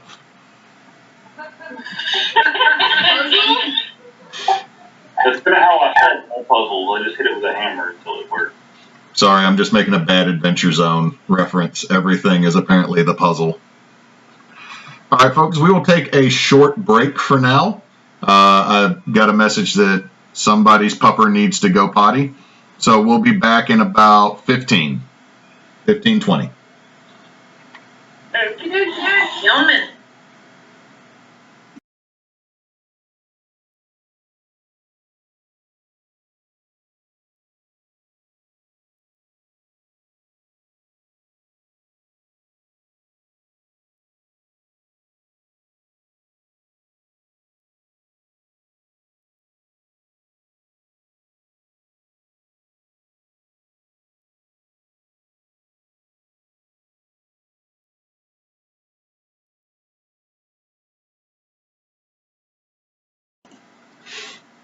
Yeah, I'm ready. All right, let's do this. You can probably get rid of the red radius circle around me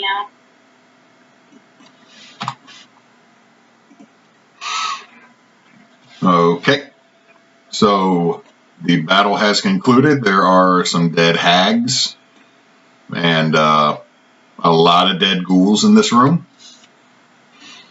A mostly alive wolf.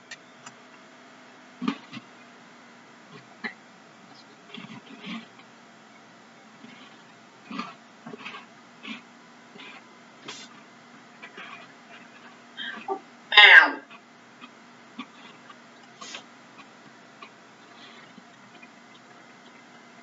Are we back online? We are back online. Alright. That sucked. How's everybody doing? Who needs some healing? Because I can help out a little bit in that respect. How do we get back our full hit points if we were, we had to reduce? You do not know how to get your full HP back. You or Kala.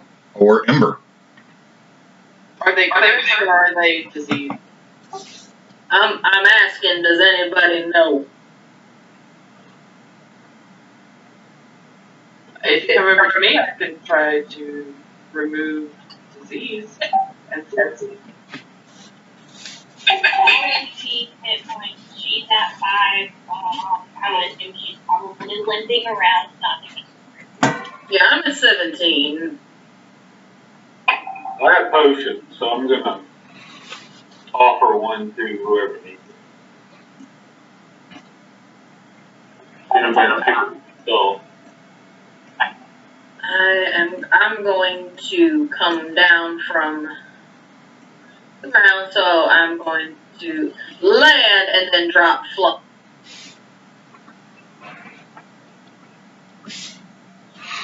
Aku is going to lay on hands and try to remove a disease and or poison off.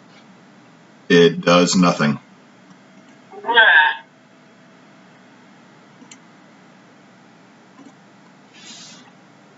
Well, I'm at my 2 spell slots.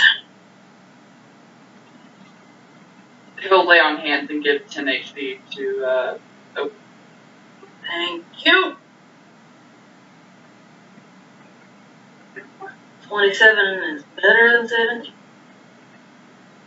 Oh, so what do we do now?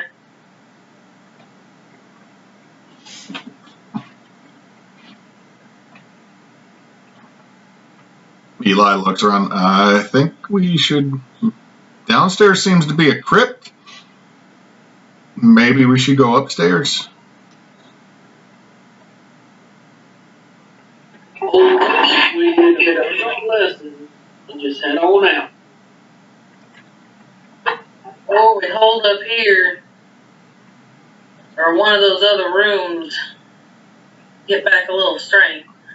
Because if we do go in, I saw 2 hags. I don't trust there not being enough. You definitely need to take at least a short rest. Do Warlocks get spell slots back with a short rest?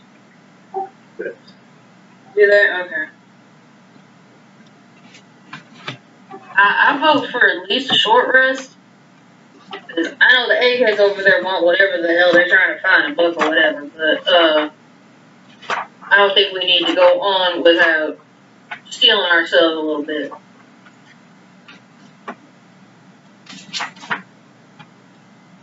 So if we could go into one of these rooms and block them off for a little while.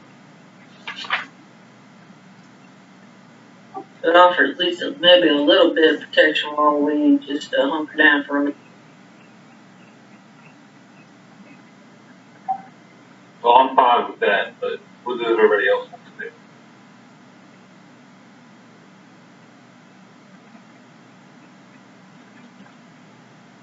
I would prefer to take a long rest, but that would not be possible. I mean, I would prefer that as well. I just don't know if it's possible in here or not. At the very least, short rest. Julian looks around. I do not think it'd be a good idea to sleep a full rest here. That seems like a bad idea. Maybe short rest, look, and then leave. I can agree with that one. Me too.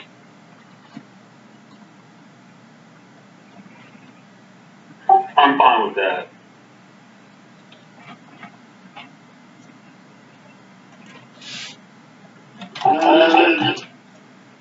You want to hold up in here, this room right here?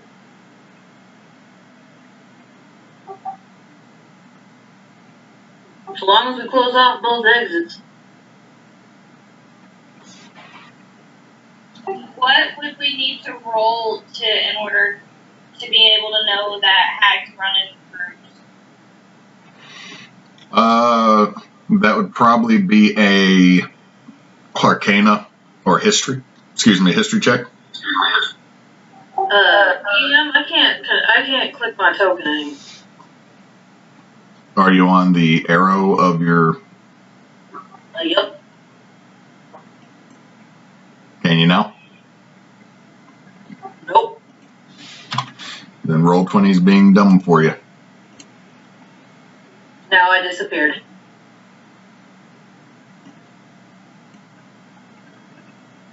Now I can.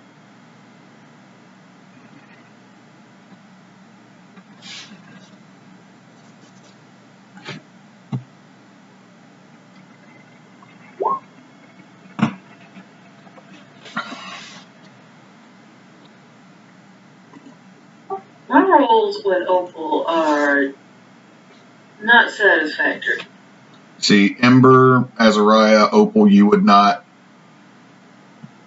really know if hags operate in any form of group or anything. I didn't say I knew, I just said I don't trust there not being another one. I don't know for sure if there would be. Just so it's not that I'm meta. The 2 Solstice Academy students will go back to the room that y'all were in.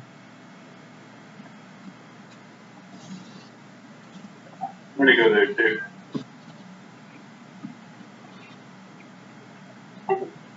Ace rolled a 21 for history. Would he recognize it? Your favorite enemies are humanoid and aberration, correct? Yeah, that's right. Not Fey. You remember something about the number of hags? There's an important thing about a number, but you don't know the exact number. Like it's eluding you, but you know they operate in groups of more than one. Well, these hags like to operate in groups more than one, so I reckon we probably got both of them.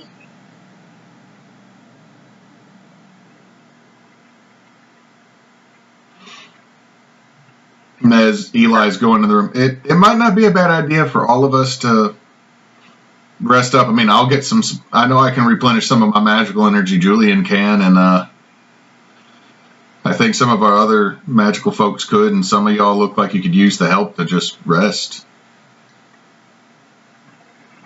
Is this brazier still, like, burning and releasing the... You're watching the smoke of the area get pulled in towards that brazier, and it seems like energy from these the corpses that are now in the room, like the purple energy that just fills the Savalier wood that was on these ghouls, seems to be getting pulled in, but nothing seems to be coming from the hags.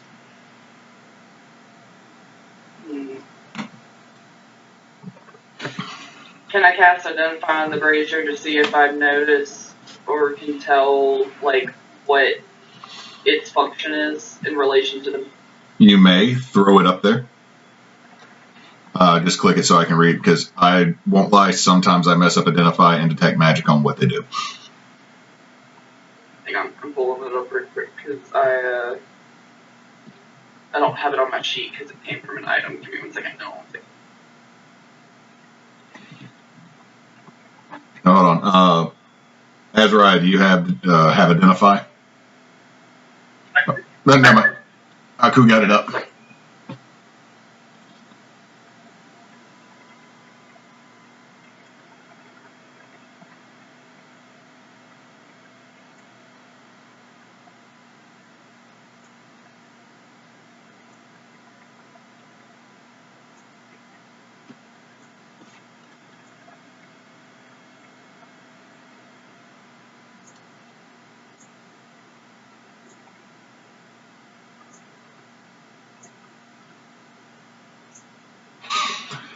Okay, so if you're casting Identify on this, it is necrotic magic that is filling the area, and that this thing has had a, since you know the spell, it's a spell, it's called Life Siphon.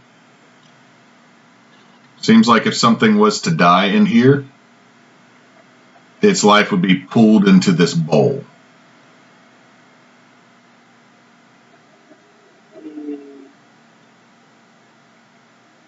Okay, I'm going to go in the room and relay. The bowl takes in life from everything that died, but not the hags. That seems suspicious. We should be careful.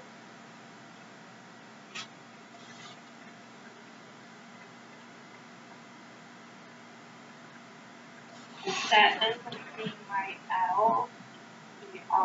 Feels kind of like it's collecting it or something. I feel like it's probably something very bad. I wonder if that's what gives the power to the hag.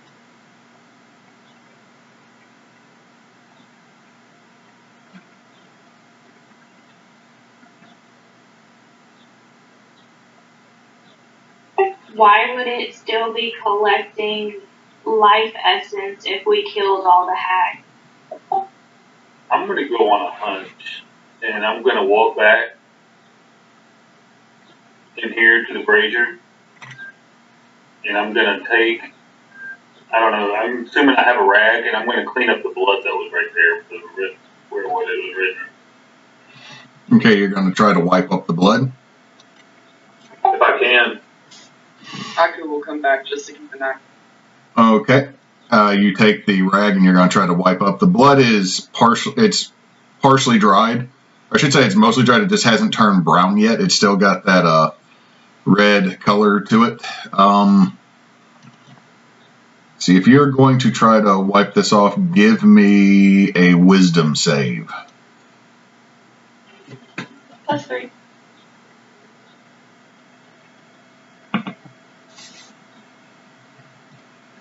You're able to clear the writing off, and you see that this purple energy is no longer being pulled to it, but there is still some residing in the bottom of the bowl. Can the bowl move? You could always try. Oh, Esmeralda, did we lose you for a second?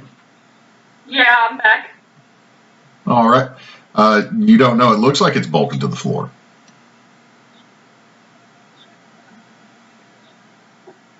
I'm gonna just try to tip it a little bit, not much, but I will touch it.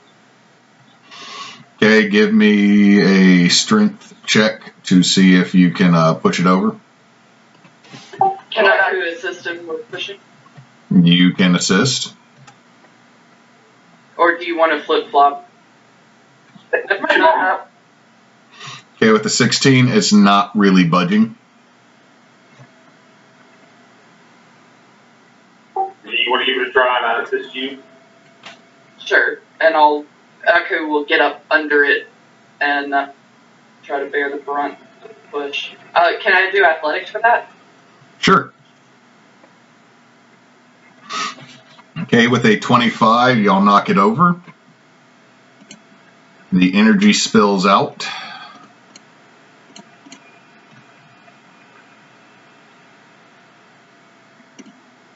I hear clicking and that makes me nervous. You both take 30 necrotic damage as the essence spills out of it. Holy shit. Ouch. I'll limp back. Same. Everyone else hears this loud crash, the sound of moans and wails, and then you see your two companions come limping back with like black veins all over their skin and like their fingernails are slightly discolored. What the hell did y'all do? We took care of the brazier. It Didn't we all say not to go near that thing? it was worth it. It doesn't feel like the brazier took care of you guys. It was worth it. For flavor text, can I could do like a small blessing over it for like the souls, the things that have been sucked into it? Not like an actual magic spell or anything, but a little like rite of death, I guess. Okay. Asariah, you might not want to drink the second one because as you drink the first one, you feel no effect from it as you go to heal. All right.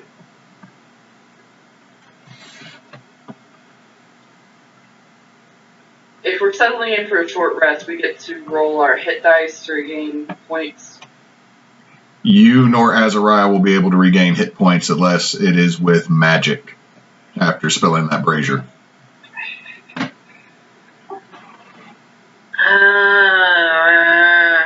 I'll have cure wounds back after a rest. I'm gonna go ahead and burn my lay on hands and cure wounds on myself.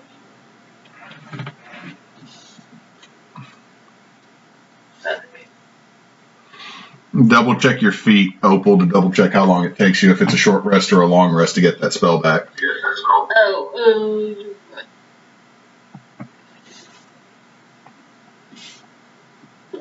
It's a long rest. Shoot. So I won't get cure wounds back, but I will get my Warlock spell. You still have your Cleric there.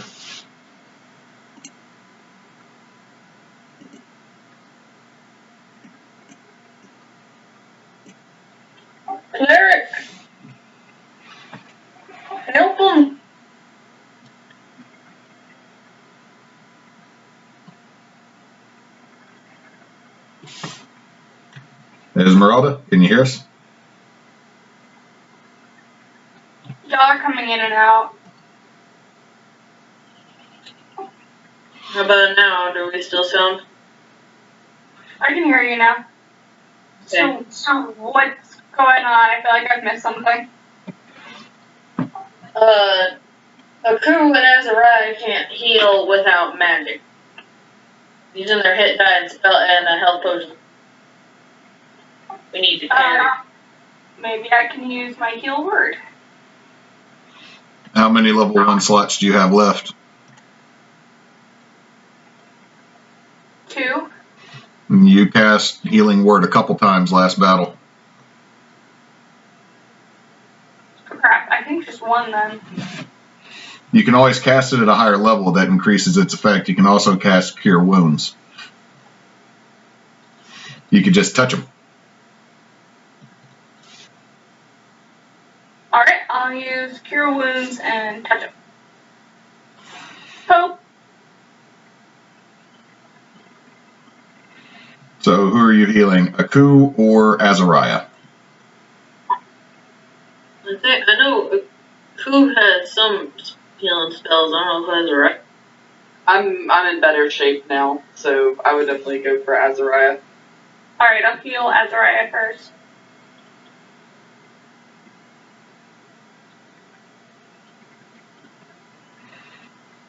I would still go for Asariah if you were casting 2. So that's the last of your first level spells. You could still use a second level to do another Cure Wound. You would just increase it by another D8.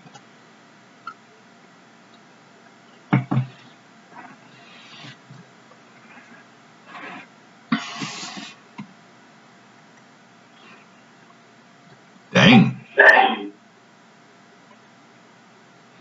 That's 28 HP. Woo! So is everybody else taking a short rest of about an hour? Yep, I'm using hit dice. Yep. Remember, Tala, Ember, and Opal, your HP max has been reduced. I think Tala is down 20 HP from her max. Yep. She's her max is 30 instead of 50. Aku, when you use your hit die, you do not recover any HP. Oh, okay, well, it's a good thing that I'm magically. Like I said, you couldn't get HP back except for by magic after being bathed in all that necrotic energy. Yeah, I'd forgotten that hit die would have accounted for that as well. If you would like to take that hit die back, I will allow it. Thank you. I don't understand. Like, what do we have to do to get our hit points back to? Out of character, y'all have to complete a long rest to reset your HP max. Well, I'm almost up to what I'm allowed to have, so. Y'all also, if you're taking an hour, y'all do have those magic items you found earlier. Can I use identify ritual to identify? You got time. Yeah. So I'll do. Aku had them. I don't remember what they were. So if Yeah, I've I just got want them. to spot. We've got a red wand if you want to start with that, and then we've got, well, here, I'll just post it in the chat for us. But for the chat, for the stream, I'll read it out. It's a red wand, an ornate dagger, a bust that has a thrumming type feeling to it, a sword hilt, and a set of rings that all have the same symbols. Ian, how many rings was it?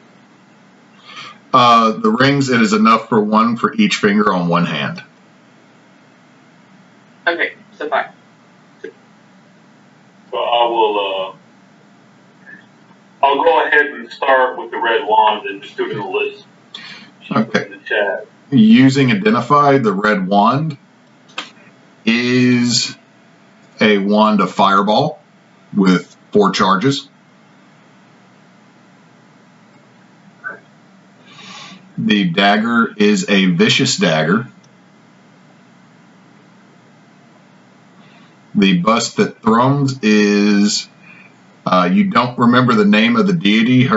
It's not one of the ones that really has many worshippers still left, but the bust is of a goddess that was of peace. And if you attune to this bust, it will allow you to cast, or I should say, if you attune to it, it is constantly casting calm emotions in a 15-foot radius sphere. Nice. Yeah. Everybody go here. I'll hold on to the red wand. The sword hilt. It is a sword that, once attuned, will produce a blade, but until then it looks like just a broken sword. It is a +2 long sword.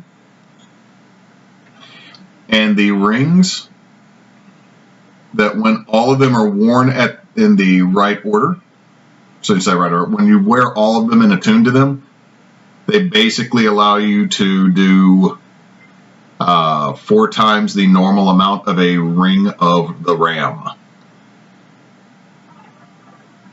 It's basically knuckles of the ram. What are the charges for that? 1 total. Sorry, say that one more time. It cut out right as you. It's 1 charge on all the rings, and then it'll replenish the next dawn. But it's basically like 4 rings of the ram going off at once.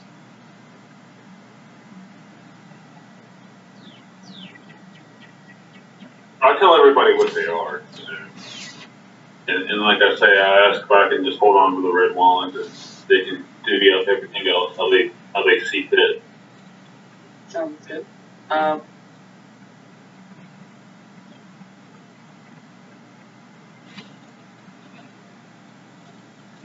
The vicious dagger, is that a magic item or is it just a more powerful dagger? It is a magic item. Let me double check on, I believe the vicious. Let me double check on what it does.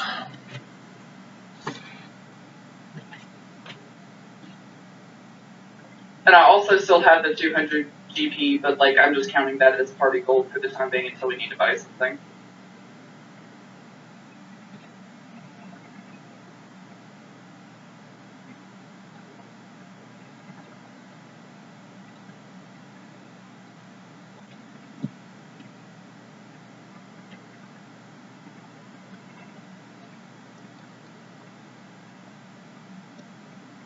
Is a longsword a single-handed weapon? Isn't it like You can attack with 1 hand or 2 hands. It increases the damage when it's 2. Okay. The way the vicious dagger works is when you roll a 20 on it, it deals an extra 7 damage of the damage type.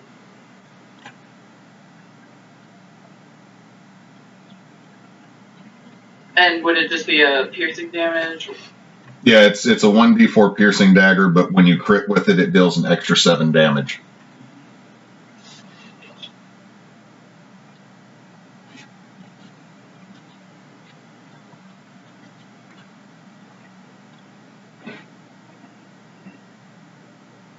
Double check with columnation.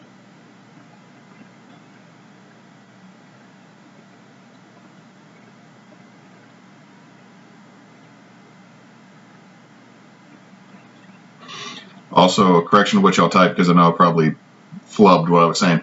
Once you attune to that bust, it is constantly emanating calm emotions in a 15-foot radius.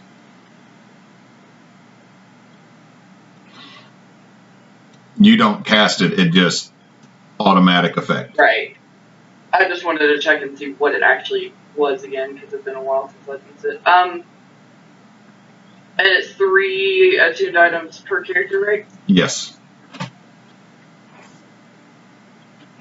Asariah, I have an offer.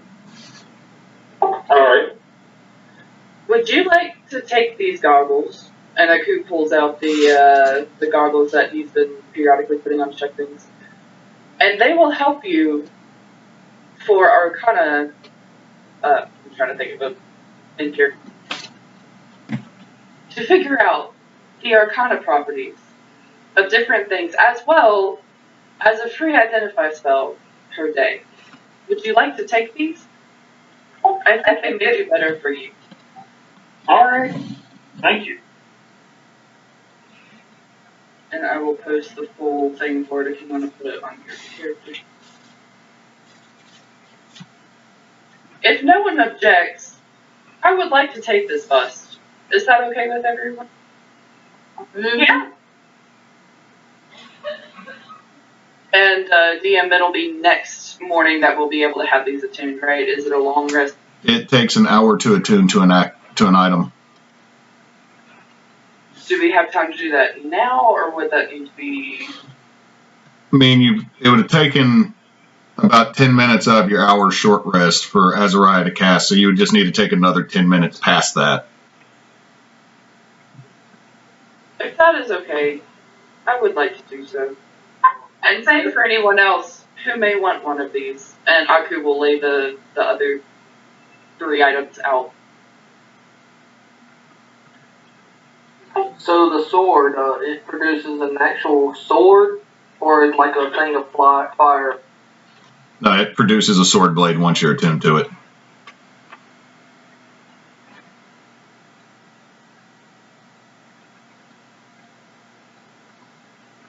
Would be helpful for me, y'all. Do what y'all want with them. Well, I think Ember should get the set of rings. I feel like she would be benefit from a tux. I agree. I mean, if that's okay with everyone, I will gladly take them. Who's most proficient with swords here? I have a long sword, but I'm trying to see how long it takes for me to make a packed weapon.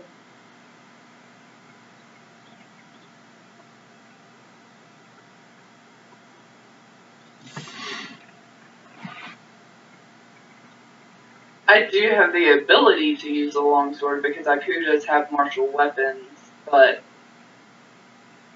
if someone else will benefit from it, then I don't want to take too. Oh, I can perform the ritual to transform a magic weapon into your packed weapon, And Say that again? I can, if it's a magic weapon, I can transform one magic weapon into my packed weapon by performing a special ritual while I hold the weapon, and I perform that over the course of an act. You would not be able, Sorry, go ahead. I was going to say, you would not be able to get the benefit of a short rest unless everybody took another hour there.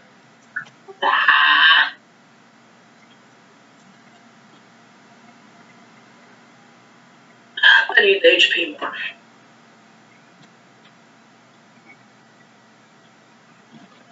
And actually, Aku would not be able to attune to more than one anyway within the hour, so he's only going to take the bust that's from. So that's the sword and the dagger that can still be claimed by. I can attune it, but it's going to take a lot longer than we want to do.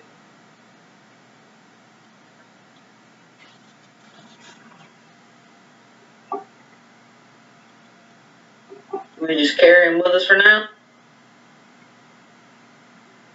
You sure you don't want to take it, Hex? The blade? I can't use a longsword. I ain't got the strength for it. No.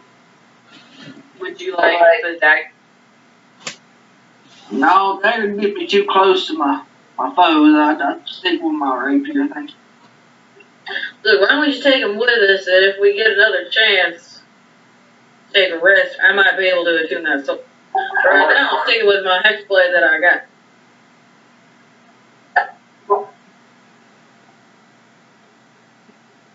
Esmeralda, would you like the dagger just in case something gets... I'd love the dagger. Stabby, stabby, stabby, stabby. Is that Esmeralda or is that Emily talking? Yeah. I think the answer is both. I think you just gave the halfling a knife, so it's like that meme. What do you have? A knife! No! Oh my god, that's perfect. Oh my god. Alright, so we got that. We hold on to the sword because I might be able to use it later. But right now, I'm sticking with. Sounds good. You can take it if you want, just so you can have it on your character for later. Yeah, I'll just. Was it a +2 Hewitt? Once attuned, it is a +2 sword that, the blade will magically form for whoever's attuned to it. Until then, it just looks like a broken hilt. All right, I'll keep it on me, but I'm not attuning it. I just have.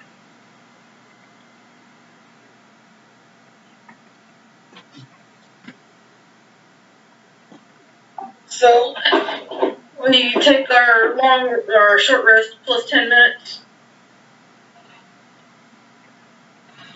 Okay. Well, the two students wanted to check upstairs because it seemed like all the issues came from downstairs. Yeah, let's go up rather than down, right? Okay. We are going to switch back to just the world map for now. But you make it upstairs and you see that there's a large library. Just a large open chamber. There's some doors that go off to the side, but these are old, dusty books. It seems like there's some type of magical ward because no water has seeped into this section. There you go. Books. Go find it. I'm going to look around too, along with the students. I'm going to help them find what they want to find. I kind of want to look for like ritual spells I can copy into my own book of ancient secrets as well while I'm looking. Okay, if anybody would like to help look for books or look through the books, make an investigation check for me.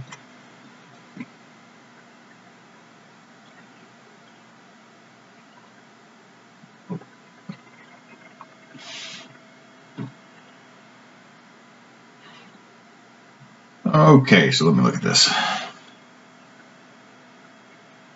Aku, looking through, you find a geography section that then just starts talking about the islands off to the south and the Menagerie Coast, and it just makes you start thinking of home. Oh. Asariah, you find a book called All of My Friends Are Dead.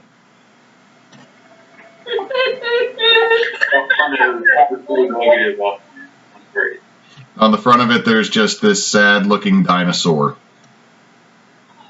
I put it in my bag. Add All of My Friends Are Dead, a children's book, to your inventory.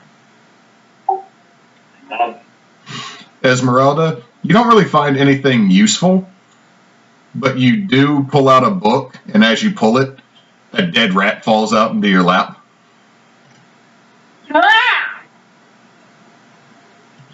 Opal, you find several books talking about planar magic. And the first one you open, it says this is how the Genasi might have made it to Exandria to begin with.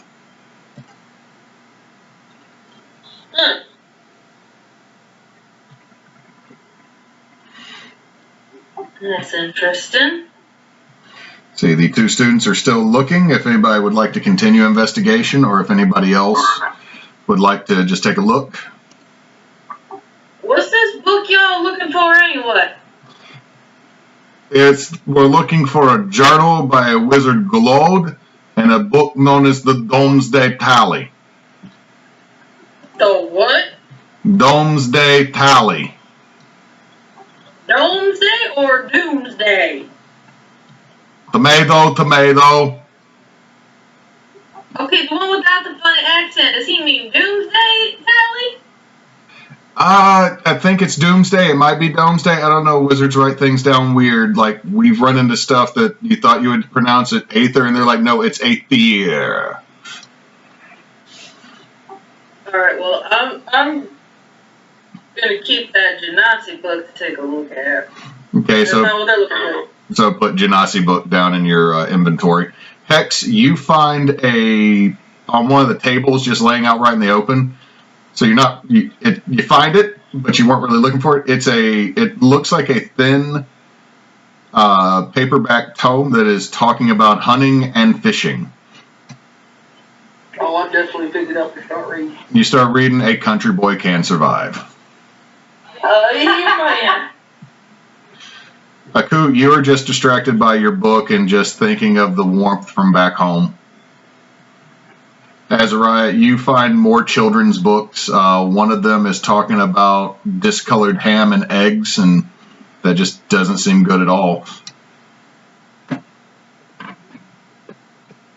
I'm taking it. You're taking, okay, you now have green eggs and ham in your inventory. Ember with an 11. You find a book that has what looks like a bear wearing a hat on it, saying only you can prevent forest fires, a fire safety manual.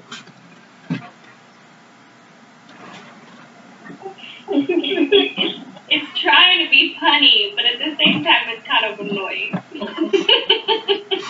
And with a 25, Opal, Funny. natural 20. Let's see, you find, see, I can put it in the inventory for everybody now. You find the Journal of a Loden Glode, Gentlemanly Mage. Hey, this is that journal of that globe filler you were looking for? And you see Julian come up and hold out a hand. He doesn't want to just snatch it from you. I hand it to him. He flips through. Yes, it is definitely the book we are looking for. So I will put this in my pack. If y'all look into the handouts, you now can see the summary of the Journal of a Loden Glode. A humorous autobiography of an odd tiefling wizard and his personal battle with his inner demon, who just happens to be his father's spirit. What?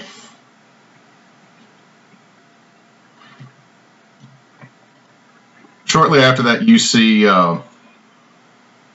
ALI coming back, and he has the Doomsday tally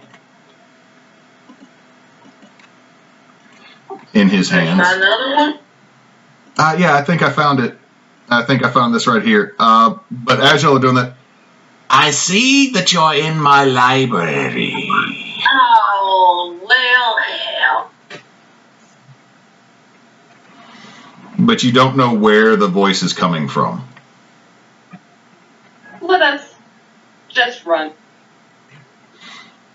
As you turn to look at the doors that you came through, Aku, you see that they slam shut and the very heavy timber falls across them through the latches. Son of a bitch. Can I try to, power charge through them? You certainly may. I'm going to channel divinity. Fearless apple.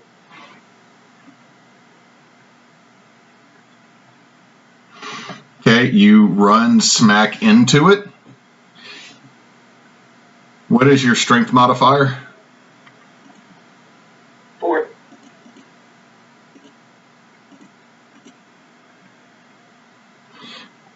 Lucky for a bad roll. You take 9 bludgeoning damage as you strike the door and are thrown back 15 feet. I tried. Oh no, you can't leave just yet. I see you have books.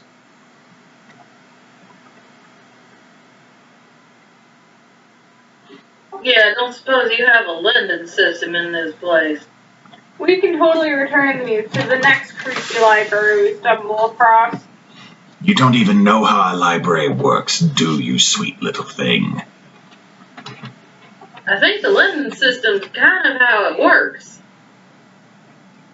You see candles, you see the candelabras light up, and as you look down the long central section of this library, past rows and rows of books and tables, there's a massive hunched back figure behind a desk that just one unnaturally long and bent finger clicks the top of this, and you hear, or clicks the top of something, and you hear a little bell ringing.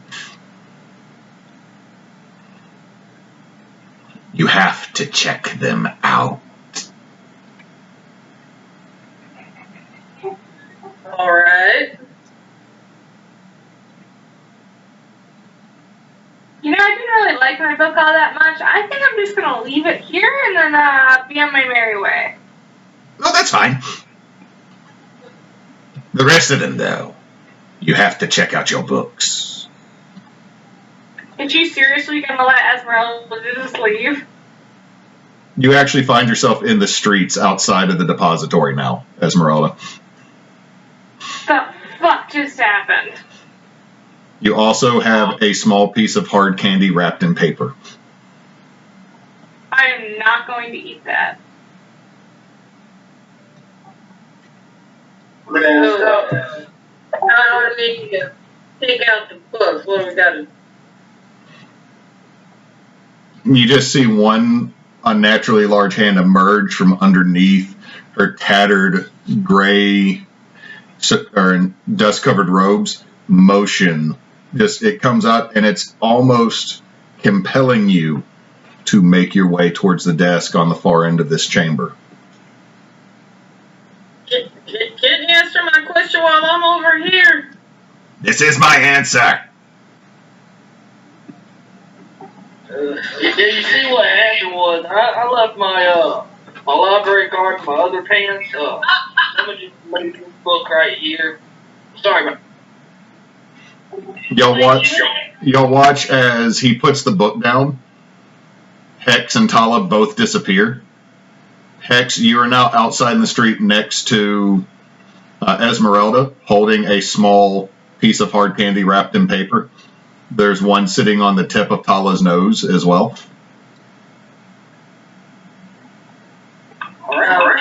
We'll walk over towards the hag to find out what it entails to take these books, because I know the eggheads want their books. And Aku will escort the eggheads over to desk. Okay. Anybody that is keeping their books can make their way over towards the hag at the counter. At the moment, I still got the book, but I might change my mind. Yeah, I'm not too sure about this. I might change my mind. There's room for us to change our mind, right? We can change our mind. She's not responding, but she motioned for you to come over to the table, or I should say the counter she's sitting at. And the closer you get, this creature's probably 12 feet tall if it was to stand upright. Could I ask your name? You can, but I'm not going to give it. Simply call me the librarian. And you see, from underneath her hood, her long, deep, purplish gray hooked nose extends, and a crooked smile can be seen underneath it, answering as she answers your question. Oh, I don't like it. I don't like it. I don't like it.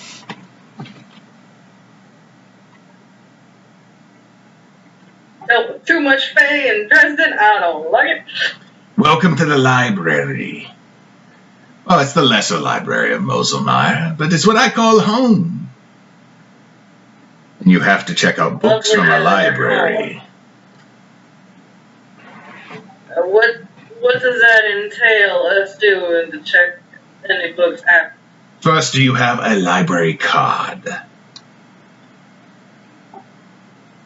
Can't say that I do. Oh, well, that's simple to fix. And you see an extra set of arms emerge from behind the hump in her back that reaches to the counter behind her and then brings around a small, very stiff-looking piece of parchment. You just have to sign up for the free.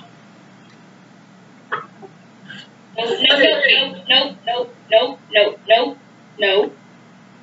But it's a public library. The cards are free. Free. Yes, the card is free. But what are you gonna do with it? Like, I feel like there's some fine print there. Yeah, the card is free. Underlying meaning.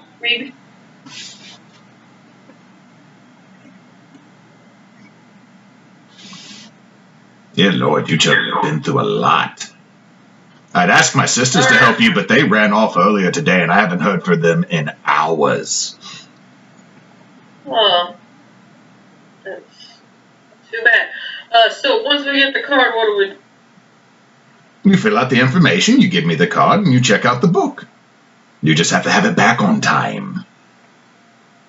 How long until the books need to be back? It's usually a 2-week checkout.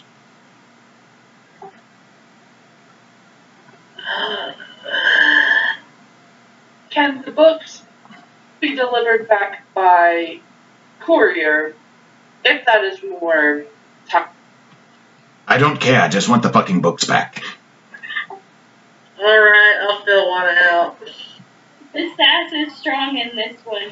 I appreciate it, but you can keep your books because nothing's going to stop me from being quiet. You just poof outside and you have a piece of candy in your hand. Alright, you two give me your books and I'll have it on mine. Oh no, those two will have to have their own. I can see the wizardy looks in them, and wizards cannot be trusted with books. You know what? Alright, I don't want it on my head, but I want this book. As you finish signing your name, and she stamps it. It's now official. You have a library card. Thank you. So I can take this book now? Yes, just have it back here by noon in 2 weeks. Alright. Or else I collect my debts. Alright, I will have it back in 2 weeks. Delightful. Have a wonderful day, dear. And you appear outside with a lollipop in your hand. What? Oh, I hope I didn't just make a mistake.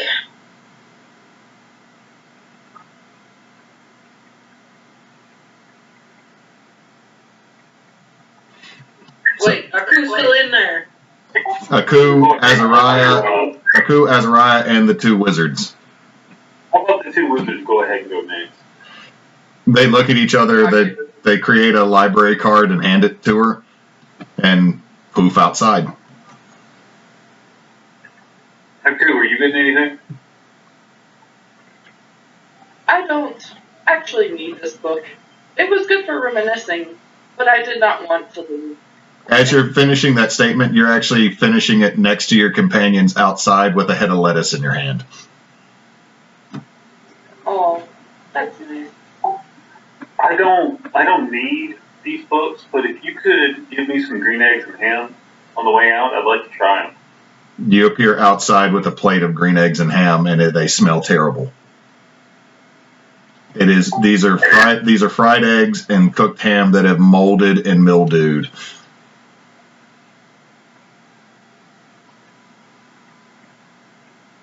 I regret my life decision. Anybody that has a book, you hear in your head, 2 weeks, I'll find you, honeys. It's on the card. That's genuinely terrifying. I'm glad I didn't get a book. I'll get you, my pretties, and your little dog, too. Tala is looking nervously at the treat on her nose, then at Hex, then at the treat on her nose, and then at Hex, and then the treat on her nose, and back at Hex. Yeah, I give her some jerky instead and take the treat off of her nose. All right, who all has candy in their hands? Me. Shortly after you step away, they turn into spiders and crawl away. Miro! What about my lettuce? It flies away. Oh. I wanted something fresh. You can have fresh spiders. I tried that once. I'm not a fan. Alright, so you got your books. I made probably a terrible life decision getting one, so let's head back to where the guards are and get the hell out of here. Off in the distance, y'all hear a loud boom. Great. You see a bunch of creatures flee into the air, and then several more of those like wild tainted squirrels or rats scattering. And coming from further down the street, you see 3 goblins, one of which is holding this rather large gold chainmail looking suit of armor, and the other 2 carrying bags of stuff, and you see one up as they run past you. Run, you dumb sons of bitches, run! It's coming! Oh, great. I love that. That just bodes so well for us. Alright, let's go. As you look from where they were running, you see what looks like a mountain of vegetation and buildings moving towards y'all, roaring. Alright, trip the goblins and let's run. No, they've run past you. Like, you've taken a few steps away from the depository, and these dudes ran down the street with shit. Like, they didn't stop. They kept going when they yelled at you. Well, I'm running behind them. I'm gone. All right. I'm ready. Yeah. Already running. Aku is also going to run, but he'll be bringing. Okay. So we will pick up here in about 30 minutes after our longer break so that people can eat and make some phone calls for the last section of, or one of the last, or should be, yeah, last section of Frozen Vaults. We'll see y'all here in just a little bit.